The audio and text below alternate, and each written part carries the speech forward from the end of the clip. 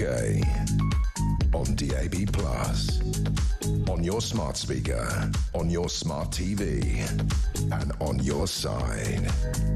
This is Talk.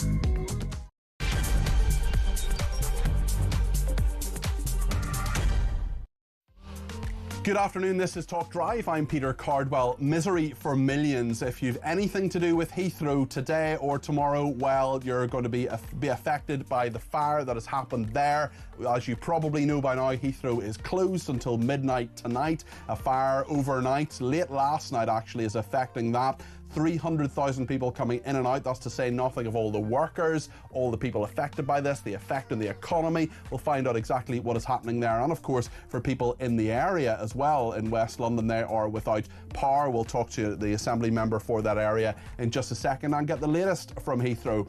Also, council tax misery for millions. I don't know about you, I just got my council tax bill and it's gone up in my area by about 4.9%. I wonder about your area. There are places in Birmingham where people are literally running after rubbish trucks because they are not collecting, the lorries aren't collecting the rubbish. They're on strike and there are rubbish lorries collecting larger bits of rubbish. People are running after them, throwing bin bags in there. There are rats, there are birds that are affecting it. What are we actually getting for our council tax?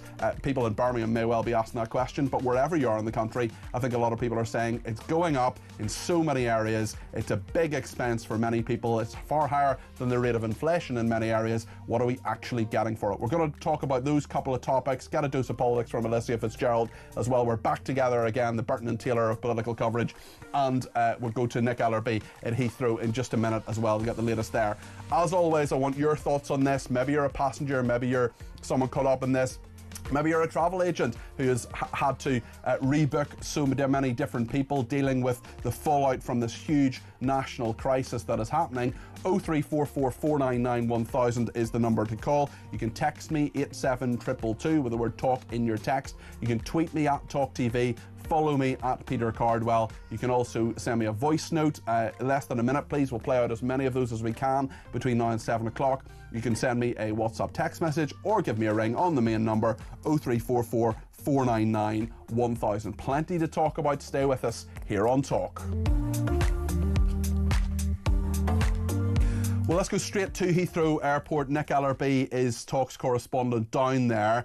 Nick, tell us what the latest is. Yeah, good afternoon, Peter. The latest is the power is back on at Heathrow Airport. I'm just actually at the electrical substation where the fire broke out last night just after 11 p.m. Spoken to residents around here, they say they heard two very loud bangs. One woman who lives just at a house here, actually, I'm in Hayes. It's about 1.5 miles away from Heathrow, and she said it sounded like a lorry running into a wall, and then some 5,000 homes in this area lost power for a good few hours, and they now are mostly back on. The National Grid say they're sort of running an interim situation where they've managed to reroute power away from this substation.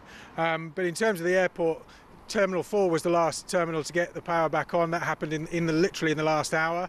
But what they've got to do now is test all those systems and just make sure they're all working, and also reboot everything else. So that Heathrow themselves say that the amount of electricity the airport uses is like the size of a small city. And the questions remain are, how can such a relatively small fire knock out Europe's busiest airport? I mean, I say relatively small. We've seen videos from the people who live around here of the flames last night shooting probably 5-6 stories into the air. Huge amounts of black smoke as well billowing into the air around West London. And when I got here late this morning, actually, you could still really smell it, and the smoke was coming out of that substation until probably mid-afternoon. Behind me, you've got a London Fire Brigade command unit, quite a number of police still here, and what we do know is that counter-terrorism officers were deployed today by the Met Police as part of their investigation, but there is no suggestion of foul play. The Met told me it's really just part of a sort of belt and braces approach of covering off every possible angle as to why and how this fire started. But as I say, no suggestion of foul play. But the airport remains shut. We've got no timeline for the airport, Heathrow Airport, reopening again. We think at least until midnight. In terms of getting those passengers into Heathrow and out again, there's a limit as to how many flights you can run in the small hours of the morning because of environmental concerns, noise concerns, a lot of residents in this area, and then so many people you've got in the wrong place around Europe and around the world, planes in the wrong place, crews in the wrong place as well. This is going to take days to sort out, Peter, and also huge stain on the reputation of Heathrow and Great Britain. Nick, thank you. That's Nick Ellerby down there at Heathrow, or more accurately in Hayes, which is just nearby, talking to the local community. We're going to talk to the London Assembly member for Ealing and Hillingdon in just a second. But first of all, let's just remind ourselves of what Ed Miliband said when he sought to reassure the public regarding the situation at Heathrow. He talked about the reasons behind the complete power cut at one of the world's busiest airports. This is Ed Miliband speaking to Sky News earlier today. I'm reticent to sort of jump to conclusions about what it says. As I understand it, from the national grid, there was a backup generator, but that was also affected by the fire, which gives a sense of how unusual and unprecedented it was. There is a third backup, a second backup, if you like, which they are seeking to use to restore power. So, there are backup mechanisms in place, but given the scale of this fire, the backup mechanisms also seem to have been affected. But obviously, with any incident like this, we will want to understand why it happened and what, if any, lessons it has for our infrastructure. I think it does have some lessons for our infrastructure. How a small fire, a relatively small fire, can take out the world's busiest airport is perhaps a lesson that should be learned, Ed Miliband. The London Fire Brigade gave an update on the blaze. Let's hear what they had to say earlier today. So at 20:23 on the evening of the 20th of March, London Fire Brigade received 212 calls to a fire in a high voltage substation near Heathrow Airport. The fire involved a transformer comprising of 25,000 litres of cooling oil fully alight. As a result of the incident, 67,000 households were left without power. Currently, 5,000 homes remain without power. There remains no power at Heathrow Airport Terminal 2 or Terminal 4. LFB will continue to maintain an operational response at the scene throughout the day, assisting the national grid as they assess the site and attempt to restore power. London Fire Brigade has fire safety and fire investigation officers working with our scientific advisors and the Metropolitan Police to investigate the cause of the fire. Disruption is expected to continue, and we urge people to avoid the area where possible. That's Jonathan Smith there. He's the Deputy Commissioner of the London Fire Brigade. And counter-terrorism police have been deployed to examine whether sabotage played a part in the fire. The London Mayor, Sir Sadiq Khan, explained why. They work really closely with the Met Police Service. The Met Police Service bring in specialist expertise as and when, clearly because of the proximity of the substation to the airport. It's not a surprise the counter-terror team's been involved. The Met Police Service, the Fire Brigade, will make sure that the public know whenever there's any information to pass on to the public, but there's no reason at all to suspect foul play at the moment. Well, let's speak to Bassam Mahfouz. He's an Assembly member of the London Assembly for Labour in Ealing and Hillingdon. Bassam, thanks for joining us. For your constituents, there must have been a really disruptive day. What's happening with the power situation down there? So, thank you, Peter. I think, first of all, I just wanted to express huge respect and gratitude to the firefighters on the ground and all those other emergency services who have been working tirelessly from last night throughout the evening to make sure that they've got that fire under control, which, as I understand it, is less than 10% of the fire still going, but it is, as I say, under control. It's clearly an unprecedented situation. And as you heard there from the fire brigade, we had nearly 70,000 local households who had initially been without electricity. You heard again from them that it was about 5,000 at the point that he was talking there, but actually that's now reduced to around 4,000 households. So there's about 4,000 households still without power now? Still without power at the moment, 4,000. And obviously, as we've heard from Nick, your reporter on the ground, earlier, both T2 and T4 were out, but actually electricity is now being reinstated at T4. And so it's just T2 now at Terminal 2 at Heathrow that's still without power. Clearly, there are teams working round the clock to make sure that we are able to restore power not only to Terminal 2 at Heathrow, but also clearly to make sure that households across West London, Ealing and Hillingdon can get their electricity back on. And what have the authorities been doing to help people, elderly, vulnerable people who really need, I mean, everybody needs electricity, but there must be people who need it more than others. Maybe people are housebound or with medical equipment. Have there been extra provisions for them? Have the authorities been helping them? Yeah, absolutely. So there's authorities on the ground, clearly in terms of that support, and they're connected with Hillingdon Council, who are the local authority there. So Hillingdon's been able to provide support to anybody who needs it in the local area. Meetings throughout the day to ensure that the necessary support is available, and clearly it's a fast-moving situation. Numbers changing all the time, so if there is additional support that's required, it will be there for people.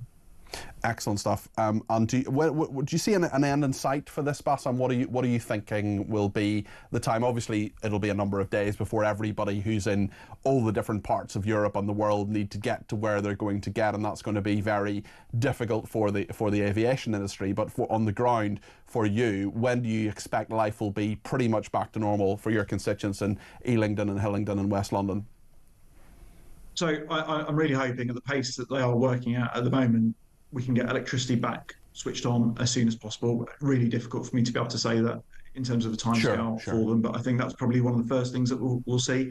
And clearly getting the power back on at Heathrow is an absolute priority right now as well. Hopeful for that midnight date timescale that we've already heard earlier. Yeah. So we can get those flights back in the air and making sure that we're getting the chaos that's happening around the world at the moment, back into and presumably a lot of your where they need to be. Yeah, and presumably a lot of your constituents actually work at Heathrow. Obviously, it's a huge employer in the local area. Have they just had the day off today? Have they been told sort of not to come in, or what? Or have some of them been helping? I mean, what sort of stories have you been hearing from them? So a number of people, obviously, being at the airport to help out. There are a number of others who are on call, effectively ready to come in as soon as they are required to do so. And making sure that those services are ready to bring them back in to support getting the airport ready to get those flights back in the air. Okay, Bassam, thank you. All the best to you and everybody in that part of London to get everything back on track. Bassam Mahfouz there, who's an Assembly member, London Assembly member for Ealing and Hillingdon in West London. That's, of course, very, very close to where Heathrow is. Mick has been in touch and says, Heathrow net zero report. It's not been a good week for Ed Miliband. He's been exposed as a fraud. Well, I'm not sure Heathrow, it's bad for Ed Miliband, certainly. It was not his fault necessarily, although there were plenty of things we can blame on Ed Miliband, and believe me, we will. On council tax, lots of people getting in touch, including Jane, who says, Peter, before the election, someone said not a penny more on your council tax. Yes, that was you, Keir Starmer. Perhaps he could pay it for those who cannot afford it. Well, we've looked this up, and he said this in March 2023. He said that if Labour were in power at the time, they would have frozen council tax, easy to say when you're not in power, for the fiscal year ending at the start of April 2024. That promise does not cover the upcoming rises, but he did say, as Jane correctly says, you heard it right, not a penny more in your council tax, not a penny more than the bill you paid last year. That's what Labour would have done, but of course it's dead easy to say what you could have done. Very sort of bullseye-esque, Jimbo, and let's have a look at what you could have won. But the speedboat of council tax rises is sailing towards us all, including James in Lancashire. He's given me a ring on 0344 499 1000. James, you're very welcome to the programme. I think it's council tax you want to talk about. What would you like to say? Yeah, hello, Peter. Hi, James. Hi, yes, I can, yeah. Yeah, Peter, look, we've got to work together. We've got to work together in the UK. The people have got to come together and say enough is enough. You know, these rises in the council tax, it stops when we say it stops. You know, when you've got like a community, or you've got even a county working together, and collectively we say enough is enough. You know, it's the will of the people. We've got to work together and say enough is enough. And this has been quoted by many people online on social media. What is your? Have you got your rise this year? Have you got your council tax bill, James? I got mine the other day. Yeah, it's gone up very slightly, you know, but we're not seeing the benefits of it. Yeah. People have to work together collectively, and they have to say enough is enough. because we have had enough. We've had enough I mean, of the Labour government. I think a lot of people agree with you, James. I think a lot of people agree with you. Roy's been in touch. He says, my council tax has gone up 4.5% in the Gloucester region, yet they've appointed a new leader who will earn £189,000 a year, almost £17,000 more than the Prime Minister. No wonder they have no money. Paul says council tax bands need to be regraded. £200 a month for a 2-bed house, 4.9% increase. Get my bin done once a fortnight, nothing else. Don in Chelmsford says our council tax has gone up. We are now paying an additional £60 a year on top for garden waste collection. Our local roads have more holes than Swiss cheese, and I pick up litter from outside the house on a regular basis, says Don in Chelmsford. James, a lot of people agree with you. A lot of people say it's just not good enough. What is happening? Yeah, it's disgusting. You know, and to treat British people, hard-working British people, this way is absolutely disgusting. Especially when we were promised. You know, we were promised before, made all these promises and delivered on very little, Peter. And we are careering towards Reform UK, getting in and finally sorting this country out. Well, I mean, that may well happen. Certainly, James, there are polls that would, many polls that would deal with that. From a local council perspective, we've got some of those local elections coming up, not in every area, but in many areas across England. We've got the Wales Senate elections as well on the 1st of May. James, do you think the ballot box is where people should make their voice heard? You're saying there may be collective action protests that you're talking about, perhaps? Absolutely, a collective effort to reform this country, this great country, and put it back on the map. Okay. Where we can be fully recognised. It's get behind Nigel, get behind Reform UK. This is what plenty of people are saying, you know, on the social media, and we've got to get to grips with it. We really have to nail this. Okay.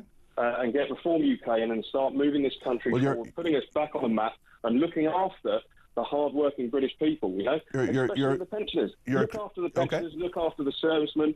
You know, we've really got to, you know, start looking after people in this country. Put Britain first. That's the main thing. OK. James, thanks for your thoughts. That is James in Lancashire, clearly a big supporter of Reform UK there. What do you think about all of this? 0344 499 1000. I mean, I just got my council tax bill. I don't know about you, and I just thought, OK, that's gone up. That's another thing that's gone up. Food's gone up, you know, that's very clear. Every time you do a shop, you know, food's going up. Anytime you go out somewhere, you know, I bought a few cups of tea the other day. I saw a couple of friends for just at a cafe that was really expensive. And you just think, you know, where does it all end, really? I'm actually speaking to the Deputy Chancellor, the Chief Secretary to the Treasury, Darren Jones. He's going to be in my programme on Sunday morning. I'm on between 10 and 1 on Sunday. I'm going to ask him some of these questions because Labour talks about growth a lot. It talks about trying to grow the economy, but what we're feeling anyway is food inflation. We've got above inflation increases in council tax. I'm not sure I know the answer. I'm not sure I know what the answer to this is. Maybe you know, maybe you can help me.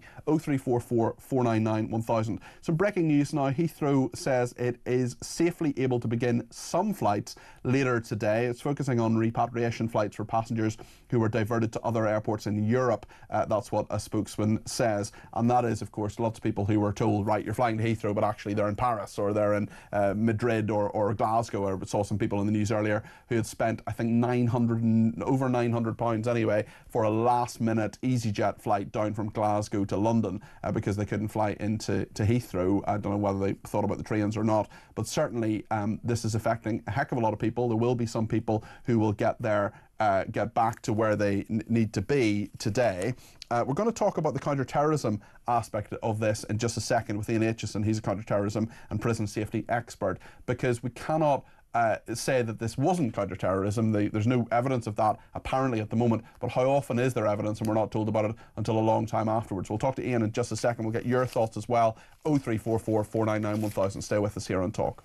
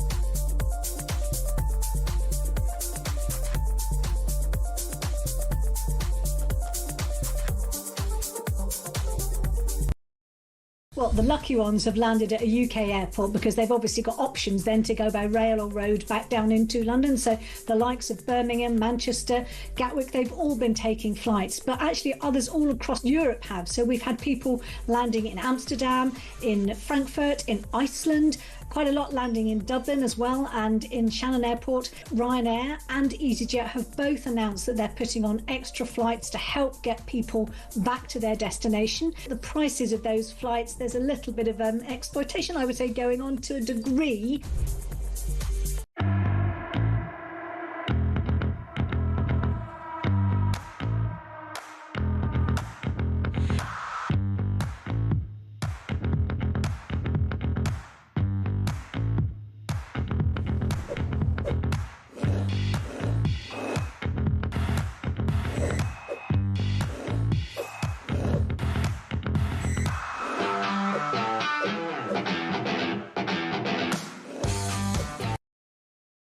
Across the UK, on DAB+, on your smart speaker, on your smart TV, and on your side. This is Talk. The latest from Heathrow is this. Heathrow says our teams have worked tirelessly since the incident to ensure a speedy recovery. We're pleased to say we're now safely able to begin some flights later today. Our first flights will be repatriation flights and relocating aircraft. Please do not travel to the airport unless your airline has advised you to do so. We will now work with the airlines on repatriating the passengers who were diverted to other airports in Europe. We hope to run a full operation tomorrow and will provide further information shortly. Our priority remains the safety of our passengers and those working at the airport, says Heathrow. As the busiest airport in Europe, Heathrow uses as much energy as a small city.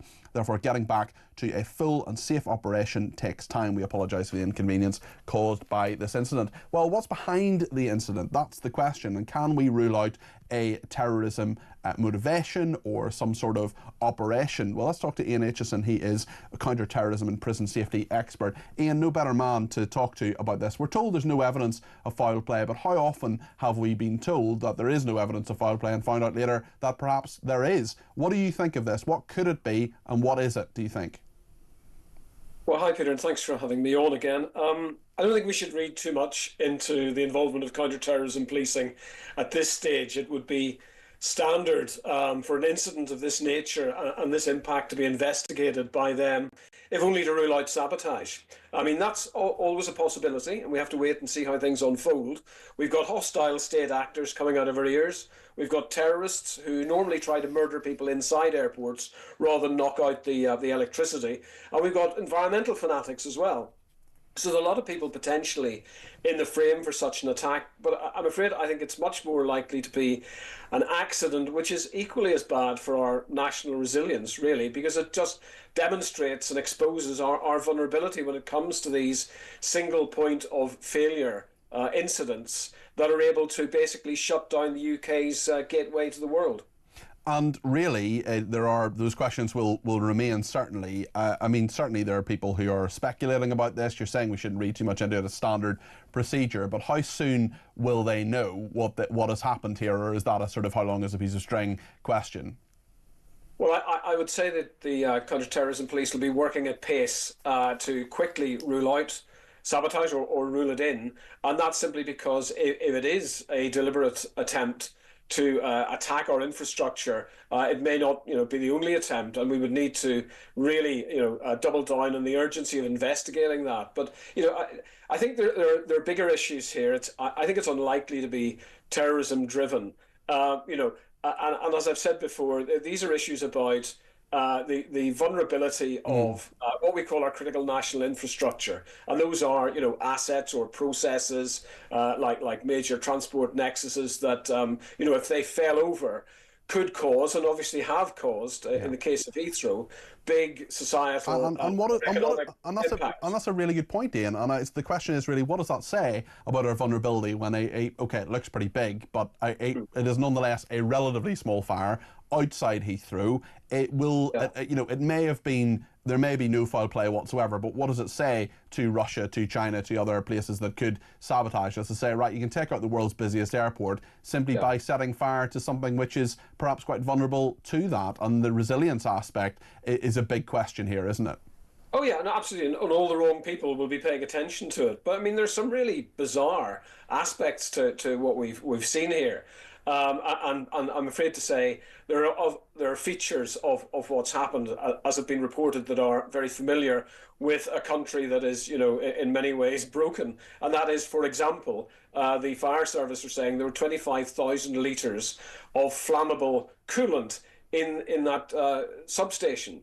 Now, you can get much less flammable coolant than the mineral oil that apparently is being used to do that, but it's much more expensive. So again, I think what this begs is that, the government, and the government as agencies, it's got a national protective security agency, which is supposed to be involved in supporting organisations like Heathrow to be resilient against this. We need really to have a bit of a wake-up call and an audit of our infrastructure like Heathrow, because we're also being told that the standby generators were in proximity to the substation that failed. I mean, that's bonkers. You would want something completely off-site. We're also being told that Heathrow had changed recently, or is in the process of changing, from diesel generators as backup generators to something powered by wood pellets, apparently in pursuit of net zero targets. And those sorts of generators aren't the same as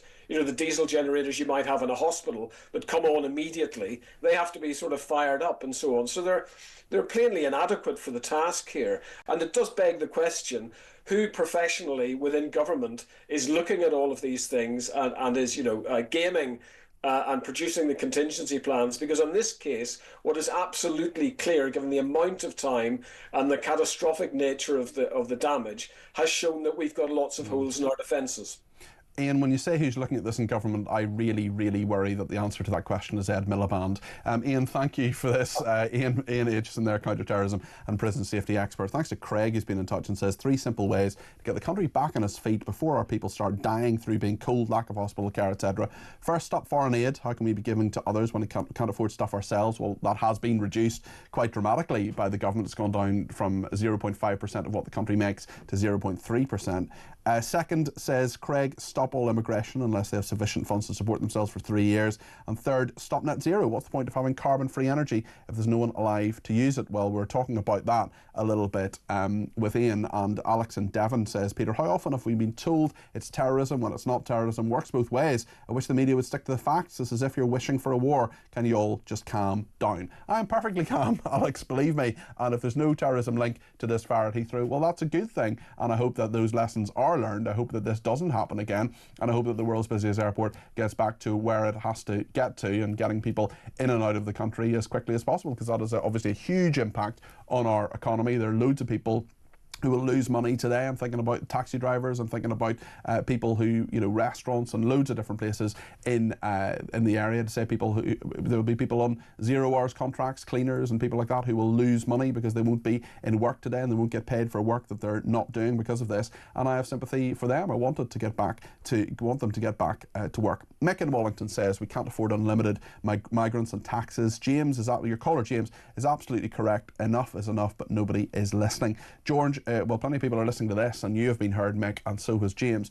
George in Croydon says, great show, Peter. Have you got your water bill yet? 40% for us in Croydon, and no one is asking why. Croydon council tax has gone up 4.9%, another 130 quid this year. Well, I haven't actually got my water bill just yet. I do pay it every month, and I am really worried. Well, not that worried, but I'm certainly going to notice yet another increase. Everything's going up, and the services we receive are just not getting better. We're going to talk to Professor Tony Travers, who's a local government expert at the London School of Economics, about that in just a second. He's going to tell us why this is happening. But the service, of course, you get is rubbish, especially if you're in Birmingham. We'll be talking about what people there are going through. Maybe you're in Birmingham. You can let me know what you've been dealing with and the rubbish that is piling up on your doorstep. 0344 499 1000. Stay with us.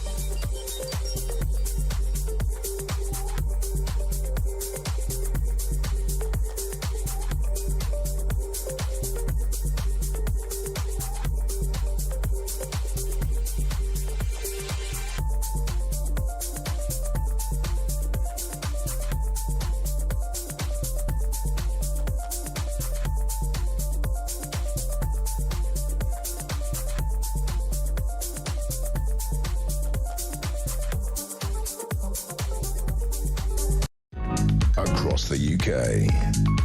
On DAB+, on your smart speaker, on your smart TV, and on your side. This is Talk.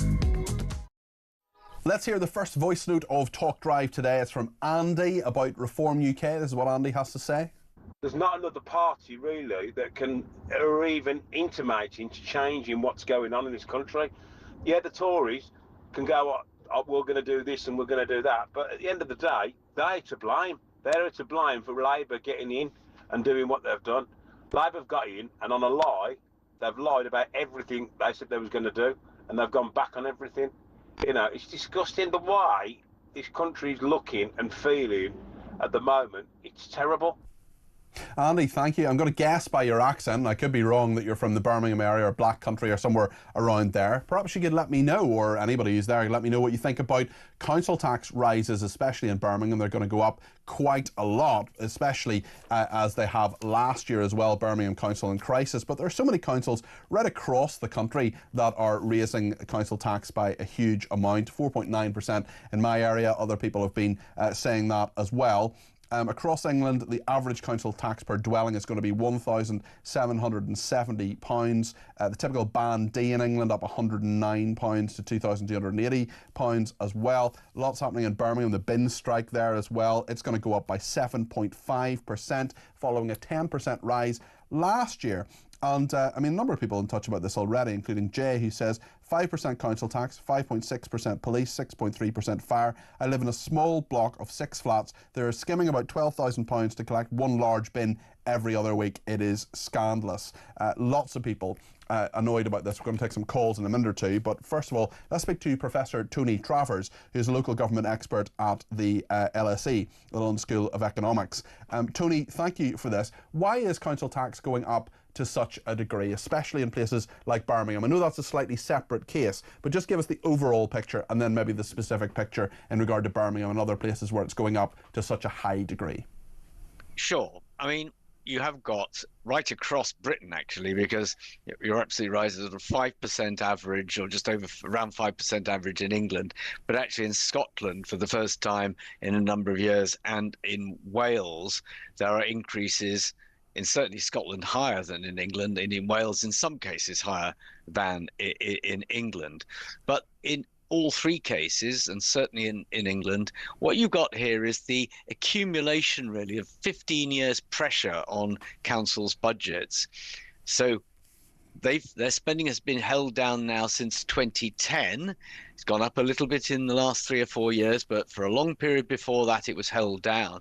And the reason for that is that the UK government was trying to balance the books. It was trying to spend less, bring in more through taxes, reduce borrowing, and therefore reduce national debt going up. So councils have faced bigger squeezes than most parts of the public sector. But in the end, the pressure to deliver services, be it sort of basic services we see in the streets around our homes, temporary accommodation for people who need it, special educational needs funding, whatever it is, these pressures go on growing. And even with these above inflation council tax increases, in the end, that won't quite make these sums add up. So what you've got here really is 15 years of growth in pressure on spending and council tax over the whole period, and other sources not going up to match the demand. Is our councils being asked to do too much? I mean, we have a lot of our people, a lot of our viewers and listeners saying, well, all it does for me is pick up my bin. But actually, you're talking about things like temporary accommodation for people who don't have a roof over their head, which is obviously for councils now in a way that it hasn't been previously. I did a bit of work on this. I was a special advisor in the housing department, and I know about the housing homelessness reduction bill, for example, or act now. Their social care, for example. I mean, is it all George Osborne's fault when he basically took the money away from local government and said, actually, you have a whole load more responsibilities like social care that have been put up on local government? Well, I agree with sort of everything you say, really. I mean, there's no doubt that demands for social care, which are very much demand driven, or for special educational needs provision in schools, which again, not only are demand driven, but the demand's going up fast. And the government made it easier in 2014 to qualify for young people to qualify for special educational needs provision. So if you add these growing demands, the population, of course, of the UK is growing quite fast as well. And the total amount of resources available to councils from council tax, but also from government grants and from business rates that they hold locally, this amount hasn't gone up nearly as fast as, say, spending on the National Health Service. So if you look at spending on local government today, on average, it's 10 or 15% lower in real terms than it was in 2010, where NHS spending is 35 or 40% higher in real terms. So you see why there is pressure on spending, but also why, as governments, both Conservative and now Labour, allow council tax to rise faster than inflation, certainly in this coming year, people understandably feel, along with their water bills, as you've just said, how come these things all go up when my earnings are not going to be going up at anything like this rate? And so many people feel that that is so totally unfair, as well as the fact that the only service, or one of the few services, people access council services all the time without knowing about it, but people may feel, well, it's a bin that's picked up every 2 weeks, I'm not actually getting any more. And a lot of people who are working very hard to get the money to pay council tax are often not the beneficiaries of the services and the growing services that need to be there. You talk about special educational needs, for example. I wouldn't deprive that to any child who needs it, for example, but I'm not a parent and I'm not going to get that. Sure. I'm not going to get that the benefit of those services. Social care, for example, is not going to be a thing that I'll be accessing, hopefully, for many decades to come. So a lot of people will feel that actually they're working harder, possibly longer hours, possibly increasing in a job that perhaps their salary hasn't gone up as it should, and certainly to keep pace with inflation. The fairness argument is a big one here as well, and that's a big thing for local government to tackle, especially as we're going into local government elections for much of England and all of Wales as well. Yeah, I mean, there's no question that people will feel this. And, the water charges issues also come up. And although that's separate to local government, there's no doubt many people are facing big jumps in their water charges at the same time. Now, your point is well made. Of course, councils do deliver. They do empty the bins. Come on to Birmingham in a minute. They do empty the bins, sweep the streets, keep the lights on. If you're lucky, mend the potholes. But of course they do lots more things than that. Counties deliver education and social care, unitary authorities and cities deliver all these services. And of course you're absolutely right, many people don't use social care or don't use special educational needs or temporary accommodation, and they understandably think, why am I paying £2,000 or £3,000 a year for emptying the bins, street lighting and street sweeping, and that there's less of that than there used to be. So I'd absolutely get why people feel that. But as with so much of what government does, not only at the local level, some people are paying more in taxes than they get back, others get more back than they pay in taxes. And it's just very visible at the local level, because council tax is almost the only visible, perceptible tax that most people pay. Get a letter through the front door to demand the payment. Yeah. Whereas the other 95% of the taxes we pay, are paid when we go shopping in sure. VAT or on income tax that, is taken before we get the income at the end of the month. Sorry, Tony, I've got to correct myself. Both the Scottish and Welsh elections are in May 26, isn't that correct? I wasn't going to pick you up because we were talking, you're absolutely, but there are local elections. So your general point is right. There are local elections coming up on May the 1st in many parts of England, not all, but many, and some of them have been cancelled. But, there are local elections every year. So your general point was right. Scotland and Wales coming up in the near future. Great stuff. Tony, thank you. That's Professor Tony Travers there, local government expert, Director of LSE London, a research group at the London School of Economics. Let me know what you think. 0344 499 1000, and apologies for that mistake. Scottish and Welsh elections in May 2026. If you make a mistake, you should always correct it, and that is what I've done. Nigel is in Bradford. Nigel, I think this is maybe your first time that we've spoken anyway. Tell me about your thoughts on council tax. Oh, hi, Peter. Yeah, first-time caller. Great stuff. You're very welcome. I'm one of these mugs who live in Bradford, I'm afraid. Right. The bill's not landed on the doormat yet, but I'm told it's going to be 10% increase. Goodness me. One of the biggest increases in England, apparently. Yeah, it was, and there are massive ones in Scotland as well. 10%, I mean, that is a lot of money. Nigel, do you feel you're getting value for money from your council? I've no idea, Peter. I don't actually know where all this money goes, and I'm a bit of a finance nerd because they don't actually publish their accounts anymore. Bradford Council, I don't think they've had the audited accounts for a couple of years, but they expect us to keep paying 10% more for something that we can't see where it's being spent. Well, they should be publishing their accounts, and they should be letting us know and letting you know, especially if they're asking for another 10%, Nigel, and everything else seems to be going up as well. It's not just one thing, is it? There's pressures for all families, but I think when it comes to council tax, like the previous speaker said, you know when you're paying your council tax because it comes out every month and you get a bill for it. But it's at the other end. If they're not accountable in terms of their spending, how are they allowed to pass it on to, like I say, the general mugs of Bradford who have to just suck it up? Well, listen, I don't know off the top of my head, but are there local elections in Bradford on the 1st of May? I don't think so. I've not seen any posters around. So sure, well, it's maybe a little bit early just yet, but you would imagine you would have heard something. I know there are elections in some areas of England, but of course, no matter which party you vote for, they're probably not going to. I mean, I haven't heard many political parties, maybe they exist, I don't know, who will say that they'll actually reduce council tax. That is what people would want to hear, especially when they are not feeling a lot of the time that they get the services that they actually pay for. That's never going to happen, is it, Peter? Well, it's a nice thought. Yeah.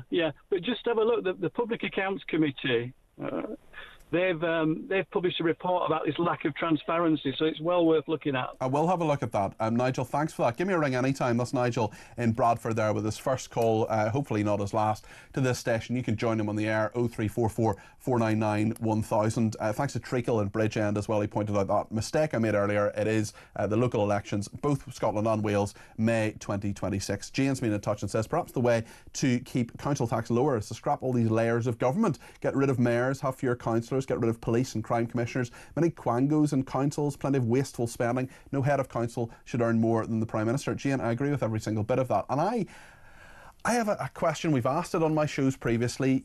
Does devolution actually work? Do these layers of government give us better government? Do they give us better services? I'm just not so sure.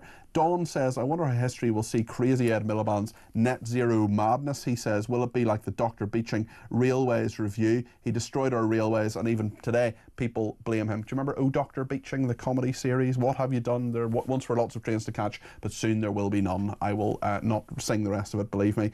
You don't need that on a Friday evening. Ronald says, will Ed Miliband be compensating all the airlines and passengers who lost out because he's an absolute clown who closed down the backup generator system? Well, I think that money will perhaps not be forthcoming, although you are entitled to various bits of compensation, and we'll be talking to the doyen of travel journalists, Simon Calder, to talk about your rights a bit later on. We know the Heathrow Chief Executive is going to give a statement at 5 o'clock. We'll bring you all the details of that. And British Airways have said the first flights are going to depart Heathrow at 7 o'clock this evening. So maybe you're on your way to Heathrow now. I'd love to hear from someone who has had a travel nightmare today. If you want to ring in, 0344 499 1000 is the number. And Annie Bennett had her flight diverted to Manchester. She's going to talk to us in just a second from there. Stay with us here on Talk.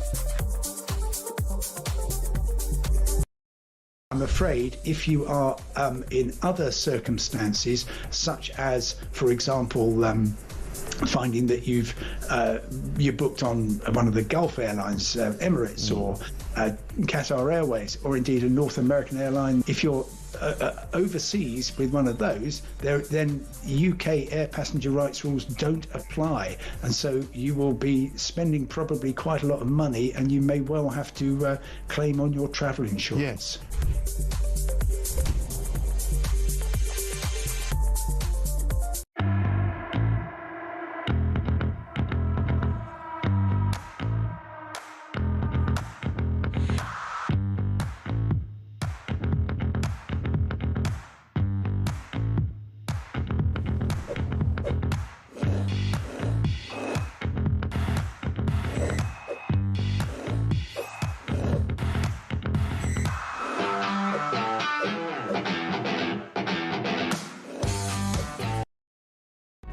Across the UK, on DAB+, on your smart speaker, on your smart TV, and on your side.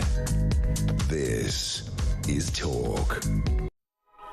Well, as we were in the break there, British Airways, they've been given clearance for 8 long-haul flights to depart Heathrow Airport today from 7 o'clock. The airport has said that in a statement. So in just over 2 hours' time, we will get flights taking off from Heathrow. We're going to hear from the chief executive. But of course, there's been misery for many, many people, including Annie Bennett, who had her flight diverted to Manchester. She was flying from Singapore via Dubai. She was meant to come into Heathrow. Instead, she was in Manchester. Annie, I'm sorry you've had such an annoying time. You're very good to stay up. You must be knackered.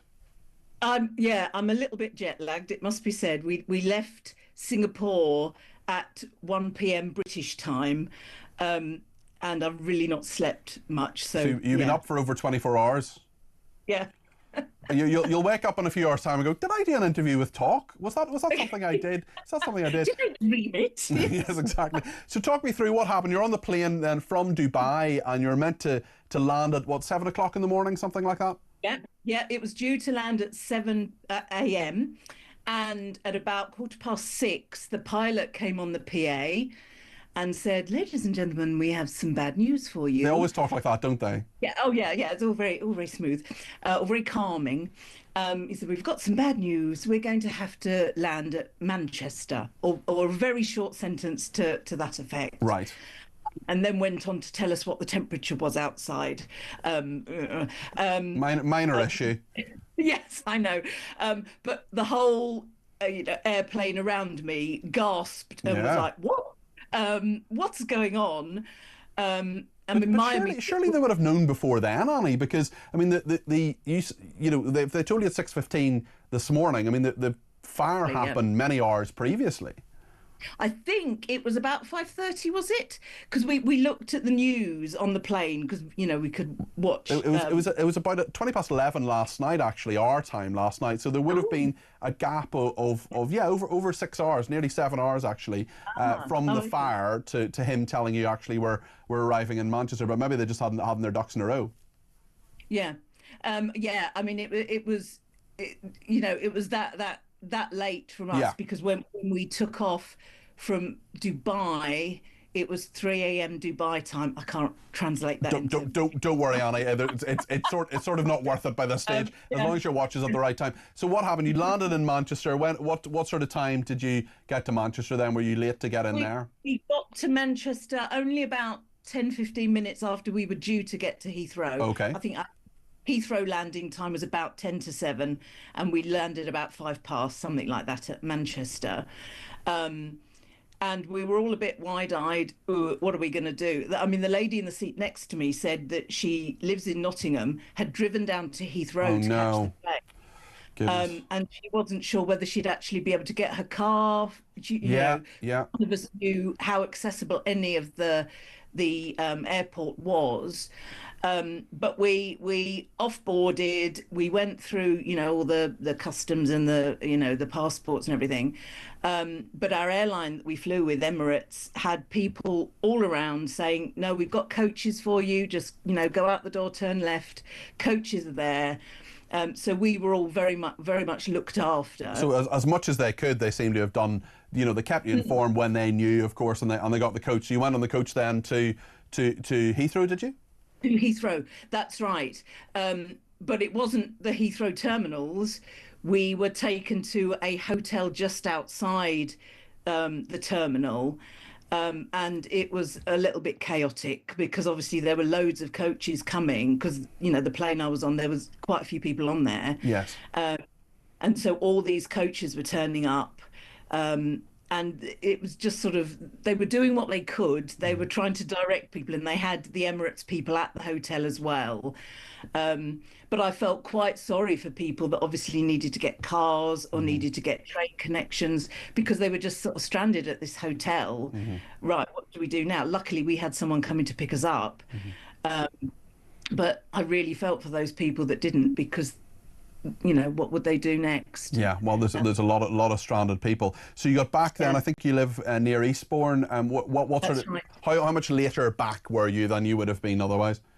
We got back at about 3, so we were about 6 hours later than we hoped to get home, which in the big scheme of things we realise isn't much, because I know some flights were transferred to France and that's right. We were on the plane saying, well, at least, we're not having to go to Edinburgh and come back from there, or, somewhere further afield. Manchester was at least moderately doable for us, particularly as we had the coaches laid on. So aside from today, Annie, did you have a nice time on your holidays? I had a lovely time. Yes. I was staying with relatives who live in Singapore, and it was just a fabulous time we had. Yeah. Good, excellent. Well, hopefully you'll cling on to that despite everything that's happened. Overall, do you think you were kept informed? Do you think people did their job today?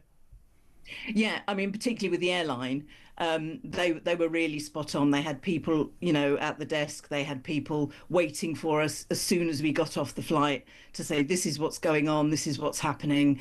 And people stood at all the doors saying, turn left here. So at no point were we left, what do we do now? It was all really, obviously I can't speak for all airlines, but the one we were flying with was really spot on and really looked after us, yeah. It says quite a lot, though, don't you think, that this fire, OK, it's a big fire and it's important, but that, it shuts down a whole airport and people like you have to be diverted elsewhere? Yeah, we sort of got more information as we went along. We were trying to look at the news at the end of the flight, and we read that it was a power substation. Yeah. First of all, we were told there was a fire at the airport. Right. We thought, oh my goodness. And then we learnt that it was the substation, which was just outside. But of course, that caused the power loss for the whole area, including all the houses as well. Yeah. Oh yes, you've got it there. So what's the plan now, Annie? Are you gonna go to sleep now, or wait until late this evening and try and get back into a rhythm? Well, because the whole jet lag thing. Yeah. I think I'm going to try and stay awake till sort of about 9, but I don't hold out much hope, to be honest with you. Well, keep tuned to talk. We'll keep you awake and informed. Thanks, Annie. That's Annie there, who's Annie Bennett, a passenger who had her flight diverted to Manchester. We're going to hear from the CEO of Heathrow. There'll be a bit of an update in the next few minutes. We'll bring that, of course, to you here. And British Airways say they've been given clearance for 8 long-haul flights to depart Heathrow from 7 o'clock. So things do seem to be getting back to normal, but what chaos there has been, so much disruption, including from people like Annie. We'll bring you the very latest, and we will talk to the travel editor of the newspaper in just a few minutes here on Talk.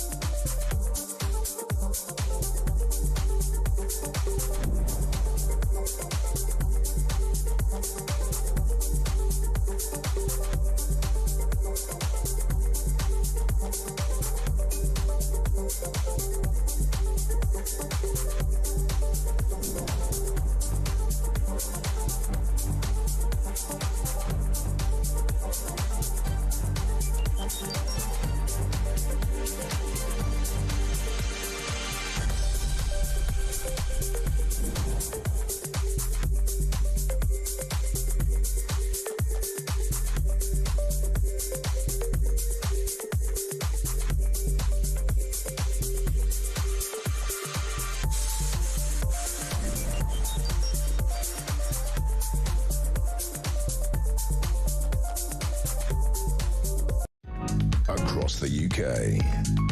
On DAB+, on your smart speaker, on your smart TV, and on your side. This is Talk.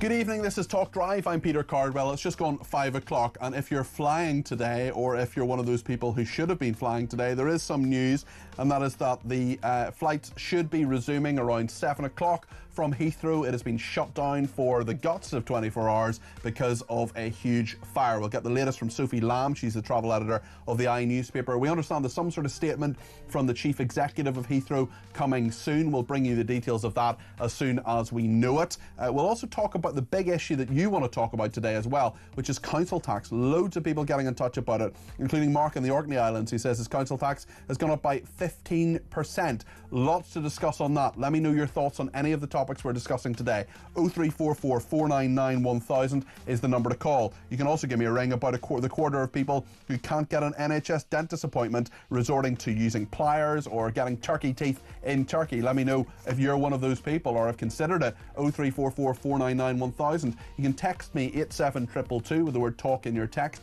You can tweet me at talkTV, follow me at Peter Cardwell. You can send me a voice note, you can send me a WhatsApp text message, or indeed give me a ring on 0344 499 1000. Loads to discuss between now and 7 when those flights, we are told, will take off. Stay with us here on Talk.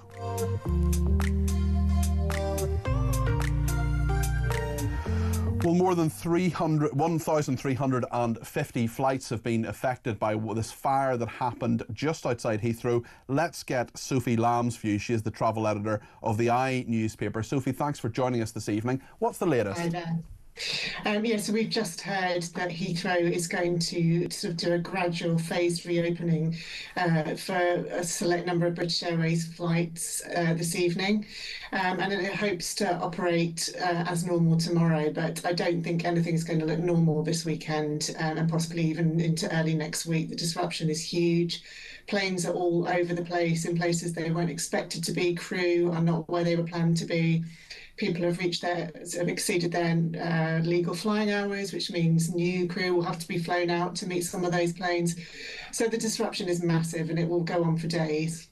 And when you say British Airways, is it? I think this is off the top of my head, but it's Terminal 5 is where all British Airways flights go from in Heathrow. Isn't that correct? That's right, yeah. So essentially, Terminal 5 will be the first bit that's reopened, and then we'll see this gradual reopening as well. I wonder, what is your advice as a travel editor to people who are wanting to fly or hearing that they're flying or curious about what's going on with their flight? Yeah, obviously it's hugely frustrating for people. You know, today they've had their flights cancelled completely, but also those who are due to fly tomorrow, Sunday, Monday, who just really don't know whether their flight will take off as normal. Information isn't really necessarily available for some of those flights. And my advice is just to be patient. Don't cancel a flight before you know it's been cancelled. It may operate, and if you've cancelled it, then you're liable for that money.